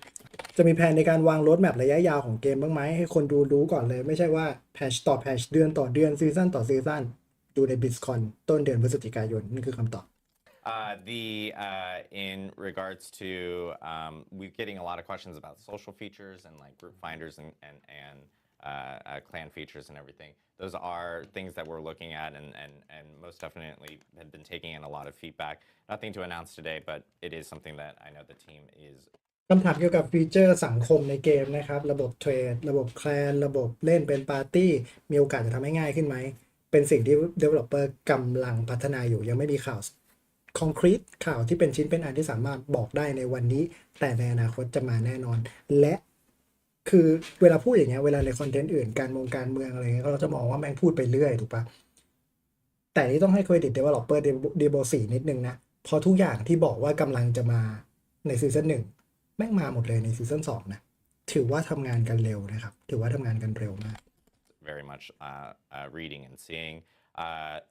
Does this mean that Tempest Roar only drops from Duriel, or can it drop from other rare mobs? No, it can drop from other rare mobs. Duriel just happens to have we were showcasing the specific drop tables for uniques for these bosses here. So you'll know hey, if I want to get a Tempest Roar on a Druid or something, I can actually farm Duriel and have a better chance of knowing that. I wanted to clarify, you can still get them in the other parts of the game. When you finish Nightmare Dungeon or go through it, they can still drop off of mobs, be it end of Nightmare Dungeon, you still have Hell Tide, all those things. มีดิสคนไทยไหม Doing this, you have a higher chance to get these specific. ผมส่งไปในแชทนะครับ Let's see, we have a question from Sock and Boppers. Will we be seeing more support or basic focus builds this time around? I don't know basic skills? I guess so. Yeah, basic builds. Basic skill builds. มีโอกาสจะได้เห็นบิลที่ใช้แค่สกิลเบสิกอย่างเดียวไม่ใช้สกิลคอไหมหรือว่าเป็นบิลแนวซัพพอร์ตบ้างไหม Yeah, there's not as much support for building your entire build around dealing damage with basic skills. That's not something that we have a ton of support in the game for right now or in Season of Blood, but it's definitely something on our radar is hey, this is a cool idea of making your basic skill kind of flipping it on its head, right? Basic skills right now are a bit more of a setup, a bit more of a generator type of skill. That's definitely a design space that we are looking into and will be making designs for in the future. Don't have any specifics to share yet, obviously, but it's certainly on our radar to enable those going forward. เป็นคอนเซ็ปต์ที่ developer อาจจะพัฒนาในอนาคตนะครับบิลที่ใช้แค่ basic skill อย่างเดียวในปัจจุบันในตลาดก็มีบ้างแล้วนะแต่ส่วนมากมันยังเป็นอยู่ในระดับมีมอยู่ในระดับที่อยากดันด้นที่จะเล่นมากกว่าเล่นแล้วมันเวิร์กจริงๆนะก็มีความเป็นไปได้นะครับที่จะมีบิลแบบนี้ในอนาคตแต่ปัจจุบันยังไม่มีนะยังไม่มีบิลที่แบบใช้ซัพพอร์ตอย่างเดียวแล้วมันเวิร์กจริงๆ Here's แต่ดูดีนะผมก็อยากเล่นเหมือนกัน more designer บิว specific ปุ่มเดียว questions. ใครจะไม่อยากเล่น From Lucky Luciano, I know that person. How are the necromancer and sorceress classes being balanced to account for the changes to resistances which intelligence characters inherently benefit from? การปรับ resistance เนี่ยทำให้ necromancer กับ sorcerer ดูเก่งขึ้นมีการปรับลงไหมเพื่อให้มันบาลานซ์หรือว่าเก่งขึ้นก็ไม่เป็นไรเพราะมันเคยอ่อน Sure. I can take this one. So, one thing to keep in mind is when you're making a fantasy ARPG or a fantasy-based games, we do actively want there to be some differences between the classes. คำตอบสรุปเลยนะยังไม่ต้องฟังนะครับคำตอบคือเวลาทำเกมแนวเนี้ยมันต้องมีช่วงที่คลาสหนึ่งเก่งแล้วก็จะมีช่วงที่คลาสหนึ่งอ่อนช่วงนี้เป็นช่วงของ necromancer ครับ sorcerer ลืมมันไป Where some are better อันนี้คำตอบผม worse นะ at some things than others, right? We want them to have boons for picking your class so that they're, you feel different than all the other ones, right? If everyone's just like a blank class, that would be a very different game than what we made for Diablo. So that was partially why when we talked about resistances, we talked a lot about how our goals are that everyone can kind of comfortably get there. Because what we didn't want was if resistances really matter and you can't get to cap, or you can only get to cap at like level 100 with maxed out gear, and even then you may not be able to, and you have to like do this really complicated puzzle, then those classes would have a really large advantage over the other ones in the elemental. แต่ด้วยการที่เกมมันทำออกแบบมาให้ง่ายในการได้มาซึ่ง resistance นะครับอย่างที่บอกเลยว่าประมาณ80ก็น่าจะเริ่มแคปกันละมันก็เลยไม่ได้ทำให้คลาสพวกนี้โกงมากจนเกินไปแน่นอนคลาสพวกนี้จะ resistance แคปง่ายกว่าคลาสอื่นๆแต่ด้วยความที่ resistance มันไม่ได้ยากในการหามามันก็โกงกว่าแค่ระยะหนึ่งโดยไม่ได้โกงกว่ามากจนเกินไป resistance realm, right? And a lot of our bosses and things do that type of damage, so it would actually be a really big บาสช่วงไหนครับผมตอบผิด because of that, we made เบ it ต้า that it's a very โกงไปแล้วไง easy เบ goal. ต้า This goal might be a little bit easier to 1 get on sorcerers, necromancers, or whoever, they have the int scaling with elemental resistances or whatever stat may have you. And we also even purposely make effects like passive nodes or paragon nodes or other designs that are class specific. Different classes can get to different breakpoints easier than other ones, and that's by design. Kind of if you remember when I talked about like the perfect balance world and we have like a gap, this is the world we actually live in. We want like barbarians to be better at some things than necros, or druids to be better at some things than rogues, and vice versa, right? That makes for a more interesting and compelling experience where your class experience when you're playing through the game feels different, right? Like if you play a sorcerer for the first time and when you've played a barbarian your whole life, you're like, oh wow, it's really nice that it's easier for me to fix this resistance game than when I'm playing on my barb. Or hey, when I'm playing on a barb compared to a sword, it's really nice. I have all these unstoppable skills that move me around everywhere. Like we want there to be kind of differences in pros and cons to things. So really when we need to make a change is when it gets out of that realm that's kind of reasonable, right? If something's too far down even where, it's too painful to play a class for some reason, right? Like we've heard some feedback from necromancer players where we don't give them a ton of mobility and they're, kind of sad, hey, we don't have enough and we need to get brought up here. Well, we're okay with being a little lower. We just, what we're at is not acceptable. And then same thing on the high end, right? Where maybe it's too easy to get things, then we need to bring it in. So, yeah, the answer is we made resistances this way, knowing this in mind, so that, barbarians, it's still going to be very easy for you to get to this cap just by playing the game and doing a little bit of planning. So we don't expect there to be a huge power discrepancy, especially since everyone's going to get to that cap eventually anyways. Awesome. We have a question from Psychophant, which is a good question. It's for Barbarian specifically. Sure. What are your plans to address Barbarian resource generation and uncoupling it from shouts? Yeah, in the season of blood, we haven't completely answered the shout issue, which we're well aware of. Like, players want to put on all the shouts and then shout all the time and just yell at enemies a lot, I guess. They shout at me a lot. We're still looking at what we want to. จะแก้ปัญหาบาร์บาเรียนบิลที่ไม่ใช้เช้าอย่างไรเพราะตอนนี้บาร์บาเรียนนะครับบิลที่เรียกได้ว่าด่านดื่นที่สุดที่มีอยู่ในท้องตลาดก็คือบิล3เช้า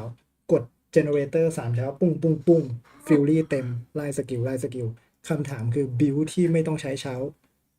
มีวิธีที่จะทำให้เขามีหน้ามีตาในสังคมเทียบกับบิลพวกนี้ไหม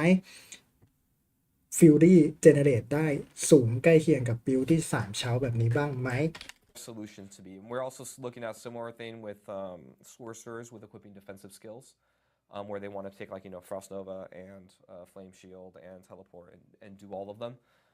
It's a deeper issue to solve that I think requires us to really look at why. developer บอกว่าเป็นปัญหาเดียวกับ build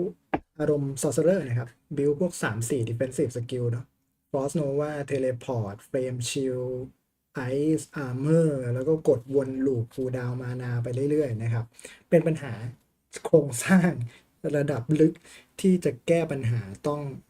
ใช้เวลาในการคิดนาน why people are picking them and to make sure that they're still okay picking some, just not picking all of them all the time. We don't have anything to announce yet, but it is something ยัง that ไม่ we're มี aware คำตอบ of, อย่าง but เป็น it's ทาง a การ little จาก bit more developer ว่าจะแก้ปัญหา complicated. One of the นี้ยังไง things I'll just be transparent about how, at least for shouts, we're thinking is แต่อยากจะให้คำตอบแบบจริงๆนะไม่อยากจะตอบเบี่ยงไปเบี่ยงมาเพราะฉะนั้นฟังเลยครับนี่คือคำตอบเกี่ยวกับปัญหาเรื่อง shout จาก developer one of the issues that made it hard was that we designed a lot of our passives and our legendary effects and other things that said when you shout gain X, and so right away that becomes triple more powerful when you put on 3 shouts instead of 1. And we didn't balance it that way where we expected everyone to just always take the 3 things. Same with defensive skills or anything else that's synergistic like that. On the one hand, we like these kinds of designs like, hey, your core skills do more damage or your other things, of a category do more to make you think about mixing the category. But when we go too far, and we definitely, I think, did with shouts as an example, then it just says, hey, do all of them or don't do any of them. And the answer right now is really do all of them because they're all really strong independently. So we may need to decouple them, which is like, hey, instead of all your shouts get increased duration or you always heal when your shouts are active, it'll be when specific shouts are. But then, that doesn't feel good. It's kind of limiting because we're kind of telling you what to do. So we have to try and walk that balance really well. developer บอกว่าปัญหามันมาจากตอนสร้างเกมมาเองนะครับมันมีหลายๆ aspect หลายๆ legendary aspect หลายๆพลังที่เขียนว่าเวลาเรา shout หรือเวลาเรากด defensive skill จะได้นู่นนี่นั่นเพราะฉะนั้นผู้เล่นก็บอกอ้าวงั้นเราก็กดสกิลแบบนี้หลายๆครั้งสิหลายๆสกิลสินะครับแต่วิธีการแก้ปัญหาก็ดูง่ายใช่ไหมก็เนิร์ฟสิเขียนว่าเฮ้ยเวลาใช้เช้านี้เท่านั้นเวลาใช้สกิลนี้เท่านั้นจะได้อย่างนู้นอย่างนี้แต่มันก็กลายเป็นว่าถ้า developer ทำอย่างนั้นก็จะโดนด่าเพราะนะครับเป็นการเนิร์ฟผู้เล่นแล้วบอกว่าเฮ้ยต้องทำอย่างนี้สิต้องทำอย่างนั้นสิเกมก็จะไม่สนุกอีกมันก็เลยยังเป็นปัญหาอยู่นะตอนนี้แล้วก็ใช้เวลานานในการแก้เพราะว่าถ้าแก้แบบหักดิบไปเลยเขียนว่ากดเช้านี้ได้ฟิลลี่กดเช้านี้ได้ฮิลแต่ที่จะเป็นทุกเช้าได้ฮิลทุกเช้าได้ฟิลลี่ทุกเช้าได้นู่นนี่นั่นมันก็จะกลายเป็นอารมณ์ประมาณว่าเนิร์ฟแล้วทำให้เกมไม่สนุกอีกเพราะฉะนั้นมันก็เลยยังเป็นปัญหาอยู่สำหรับบางคนสำหรับคนที่ใช้ก็ไม่มีปัญหาถูกไหมบอกก็โกงดีก็ดีอยู่แล้วถูกปะประเด็นคือวิธีการแก้ตั้งแต่ต่อไปนี้เนี่ยมันจะเป็นการเพิ่มตัวเลือกมากกว่าการตัดตัวเลือกที่มีอยู่นะครับซึ่งผมมองว่ายั่งยืนกว่านะเพราะฉะนั้นก็อาจจะต้องทนเห็นบิล3-4 defensive ของ sorcerer แล้วก็3เช้าของ barbarian ไปอีกพักใหญ่ๆนะจนกว่ามันจะมีทางเลือกอื่นขอบคุณคุณกราฟิกมากครับไปไทยไปเล่นอย่างอื่นดีกว่านะ which is a difficult tightrope to walk. A question here regarding glyphs from Max78. Sorry, I don't want to butcher the name. Any plans on making more glyphs or bonuses spell agnostic? Yes. So as we're making more content going forward in future seasons, we're going to be making a lot more glyphs. มีแผนที่จะทำให้กริฟเป็น specific บ้างไหมแบบใช้กับสกิลนี้เท่านั้นอะไรแบบนี้นะครับในอนาคตจะมีกริฟเข้ามาเพิ่มอีกแน่นอนนะ developer บอกเพราะฉะนั้น that is definitely design space is to work on categories of skills or either other unique effects. It's not always going to be. And honestly, we showcased 3 glyphs here on the stream, and we're adding in 10 new glyphs in ซีซั่นนี้มีกริฟใหม่10อันในอนาคตก็จะมีเยอะขึ้นอีกแล้วก็ that exact same design. So yes, the design space for แน่นอนในอนาคตมีทางที่จะเกิดขึ้น very open, and it's something we're going to be exploring going forward. Awesome. This is actually a good question because we talked about CC last week, which is this is from Masticaz. So what's the reduction for CC? I know you said against the player. But with an overall reduction, does that reduce the sorcerer's ability to CC enemies specific? มีการลดระยะ CC ที่มอนสเตอร์ทำใส่ผู้เล่นคำถามคือและระยะ CC ที่มอนสเตอร์โดนจากผู้เล่นลดไหม And the amount applied to enemies. No, we didn't do any changes. ไม่นะครับ CC ที่ผู้เล่นทำใส่มอนสเตอร์ก็ยังจะระยะเท่าเดิมก็ไม่ต้องกลัวว่าเราจะอ่อนลงจากพาร์ทนั้นนะครับ significant changes to outgoing CC. This is only incoming CC to the player, Yeah. not CC of you to the monster. That's actually a really good question because I know when you hear like, oh, reduction of CC, it's like, oh, now I'm going to CC enemies way less. That's a It's good like, point. no, We didn't just on the change player any of that. itself because we have heard a lot of feedback from players about, sometimes you just get, especially in higher level dungeons, you just get completely stuck. And all the CC changes are actually noted in the patch notes. So you'll be able to read more about that. Question from Darth Microtransaction, DM. Know who DM is? He's a Diablo partner that we have. How many total new legendaries and new unique items are coming in season 2? Any new Uber uniques? Yes, there are all 3 of those that are being added. And New legendaries, new uniques, not Uber. Not Uber Not uniques. Uber. Yes, sorry. That is all in the patch notes.ยูนิคใหม่แล้วก็ Legendary Power ใหม่อยู่ใน Patch Note ทั้งหมดนะครับประมาณ12อย่างนะถ้าผมได้ข้อมูลมาไม่ผิดไม่มี Uber ยูนิคใหม่นะครับ So you'll read them in the patch notes. Yeah, you'll get to see them very soon. I don't have the exact number off my head. I think know it's a pretty 18 good amount. total, I believe. 18? Yeah, there's 18แล้วอะ 5 class legendaries, 5 class uniques, and then 2 Some generic extras legendaries on and there. 6. Instead of 6 us just randomly Yeah, I guessing, don't want to give you a read raw them. number. Okay. You'll see it really Sorry, soon. yes. There's a good number. Check the patch notes. Yes. All right, we're going to take one more question here. This is from Cropier. With the changes to damage buckets, it'll be much harder to just stack very high damage to overcome some of the hardest content like Uber Lilith. Do you plan to make adjustments to bosses to account for lower damage ceilings? Oh, how far do I want to go into this answer?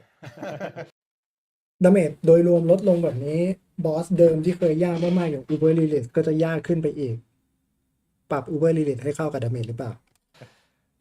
We've had a lot of conversations about this. Yeah, I'll get. All right. So, yes, we did look at monster power and boss power, and specifically Uber Lilith as well. So why don't we talk about Uber Lilith tuning? Because we did actually tune her a little bit specially in the Season of Blood and going forward. So our idea with tuning Uber Lilith and this aspirational, very difficult content, right? Kind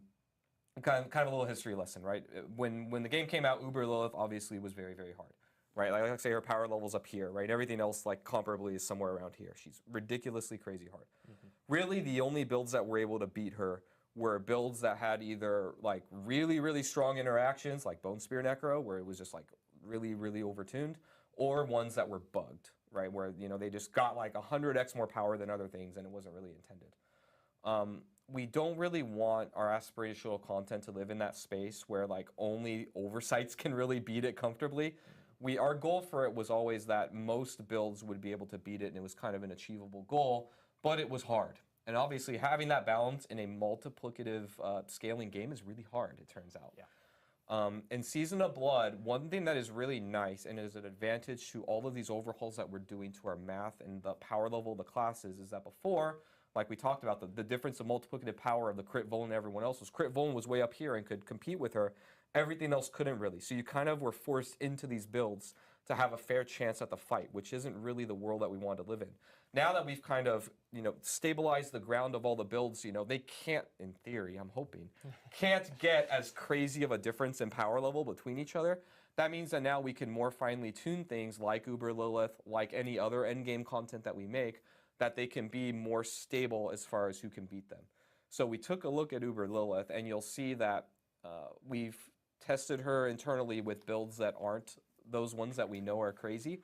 and tuned her to a degree where we believe these average builds will be able to defeat her. Obviously, there will be variance. Like I said, the top ones and the bottom ones there will be some, but it'll be much more in line with one another. So we did take a look at that specifically, and we do believe that just the foundation of the game as a whole will mean that more players and more builds will be able to do more content. Yeah, it goes back to what I was saying in the damage bucket คำตอบที่ดี discussion was that our intention is not to just bring everyone down. It's to open up the room for more builds to reach that same level. Developer มีความเชื่อว่าโดยรวมแล้ว More build builds take อะไร on ก็ได้ Lilith and ณ not just ปัจ have จุ to บันนี้ rely on ในซีซั่น either 2 crit ควรจะมีความสามารถในการสู้กับ Uber interaction Lilith ได้ผม or อยากรู้ว่า rely จริง on หรือเปล่า bugged interactions. จำ Black Mist ผมได้ไหม At the end of the ดา day, เมจเท่าไหร่ก็ what ไม่ this พอ might mean also is that มาลอง if ดู you ว่า are ซีซั่นนี้มันจะเปลี่ยน crazy อะไรไหม strong build, or if you find something that's crazy strong, she'll probably be easier compared to live. But then your average person, she'll she'll be much more doable. You still have to play really well, though. It's a hard Yeah, fight no, still. she's still hard. It's still a hard fight. Yeah, and I think there's also even just changes that you guys had already talked about regarding like resistances and things like that. That will also be like the beneficial foundation for of them. everything the is fight different. is gonna Yes. be- yeah, most I think definitely. overall it'll be more achievable. Awesome. Well, สบาย blood thank you, surge Adam. ผม Thank you, Charles, สบาย for joining ดู us รูปการ and ละ everyone for listening to a bunch of designers Whole lot of math go and into design numbers comments. and math and everything for you guys regarding class changes and all the other damage buckets and resistance changes that are coming to the game. Just a reminder, Season 2, Season of Blood starts on October 17th. เดฟบอกว่าจะบอกว่า That is the same day วันที่ Season 1, 17 นะครับ The Malignant ends. แต่ว่าในไทยวันที่ So, 18 นะ you guys will find that the ตามเวลาปฏิทิน transition นะครับ between seasons will just be fluid from one season to the next. But that will begin on October 17th. Also, of course, like what we announced last week, Diablo 4 is coming to Steam. So you can wishlist that now. So if you prefer to play on Steam, you have that. เดียโบขายบน option Steam to แล้วนะครับ grab, วันที่ Diablo 17 4 18 นะครับ on Steam, ใคร and อยาก you can go ซื้อ there 2 ที่นะครับ ก็ซื้อได้ Diablo 4 มี Dead เดียโบ right ใน now. พิซซ่า Battle.net It'll be available มีใน on สตรีมไหม October ไม่มี 17th. นะครับ It does support cross progression and แต่ ID เนี่ยย้ายไปเล่นได้ แต่ตัวเกมต้องซื้อใหม่นะครับ So if you do want to play with other people on Battle.net or on consoles, you still can. And if you want to carry over your progress from Battle.net or consoles over to Steam, you still can as well from there. But October 17th, Season 2, Season of Blood, and at the same time, 1-2-1, just a reminder, the target dummy that we talked about and the Reset Paragon board feature will be coming in 1-2-1. That will be landing in late October and before BlizzCon. So make sure to tune in for those notes. Do I have anything else I need to say? Oh, BlizzCon. Make sure check us out at BlizzCon. Really soon. Yeah, BlizzCon is gonna be really cool. So thank you guys again. Thank you, Charles. Thank you, Adam. And we'll see you guys in game. Thank you so much. See you โอเค again. ไม่น่าเชื่อว่าผมจะอยู่จนจบได้ ใช้เวลาไปเท่าไหร่2 ชั่วโมงครึ่ง วันนี้ดูดีนะครับ โดยรวมนะ ผมค่อนข้างมีความหวังกับซีซั่น2นะถ้าใครเจอผมตอนเล่นซีซั่น1อยู่ช่วงท้ายสตรีมในซีซั่น1นะผมก็จะบอกว่าซีซั่น2ผมมองว่าจะเป็นซีซั่นที่แย่ที่สุดในเกม Diablo 4 ในประวัติศาสตร์ของ Diablo 4 กลับกันนะ ผมมองว่าซีซั่น2นะตอนนี้ดูดีกว่าซีซั่น1เยอะมาก แทบทุกเรื่อง มีความหวังกับการเล่นคอนเทนต์ มีเป้าหมายชัดเจน ผมมีสล็อตตัวละครเหลือแค่2จริงๆมี3สล็อต ผมคิดว่าผมอาจจะเล่น2อย่างน้อยหรือ3มีบิลที่อยากเล่นหลายบิลและคิดว่าบิลพวกนั้นน่าจะเล่นได้ และมีเป้าหมายในการฟาร์มสูงขึ้น ผมเชื่อว่าสำหรับคนดูก็น่าจะเป็นอย่างนั้นเหมือนกัน แน่นอนเรื่องคอนเทนต์เกี่ยวกับเมคานิกในเกมที่เปลี่ยนไป เกี่ยวกับพลังวัมพิริกใหม่ จะทยอยลงในช anel นี้เหมือนเดิมนะครับ เพราะฉะนั้นใครที่แวะมาดูเป็นครั้งแรกๆฝากกด subscribe channel กันไว้ด้วย จะเป็นประโยชน์กับคุณแล้วก็ผมมากๆนะครับ วันนี้เดี๋ยวคอนเทนต์มันจะเยอะเกินไปนะ อ่านแพทช์ผมขอเป็นวันหลังแล้วกันวันนี้ลองไปดูกันเองเดี๋ยวผมทิ้งลิงก์ไว้นะครับเดี๋ยวผมทิ้งลิงก์ไว้ให้ในช่องแชท YouTube ตอนนี้เลยนะ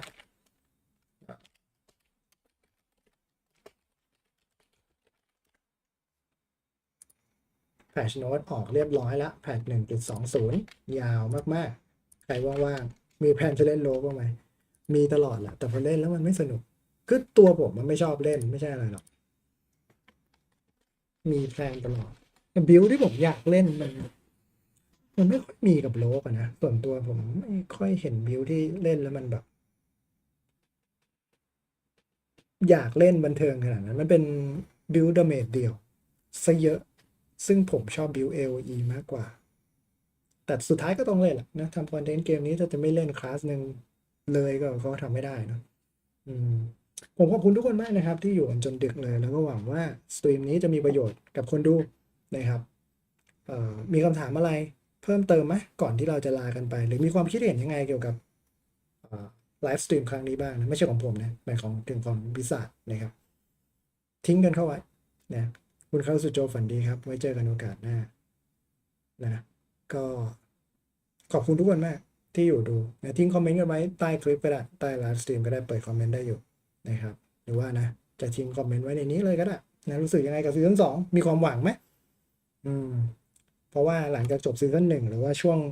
เดือนหนึ่งก่อนหน้านี้ก็ต้องยอมรับว่าเกมโดนพายุโหมกระหน่ำมากนะเกมดีๆมันออกมาเยอะเพราะฉะนั้นเกมที่ปัญหาเยอะอย่าง Diablo 4ของเราก็จะโดนด่าเยอะหน่อยนะครับ จะไม่เลิกเล่นซอจนกว่าจะเป็นพระเจ้าจัดไปนะครับไปเล่นซอต่อไป มันก็เก่งแล้วแหละไฮด้าซีซั่นนี้ไฮด้ามาโอเคนะ ทุกคนหลับฝันดีที่สวัสดีครับไว้เจอกันโอกาสหน้าวันนี้18 D4 ตัวเต็มนะครับก่อนหน้านี้คือเบต้าโอเคสวัสดีครับ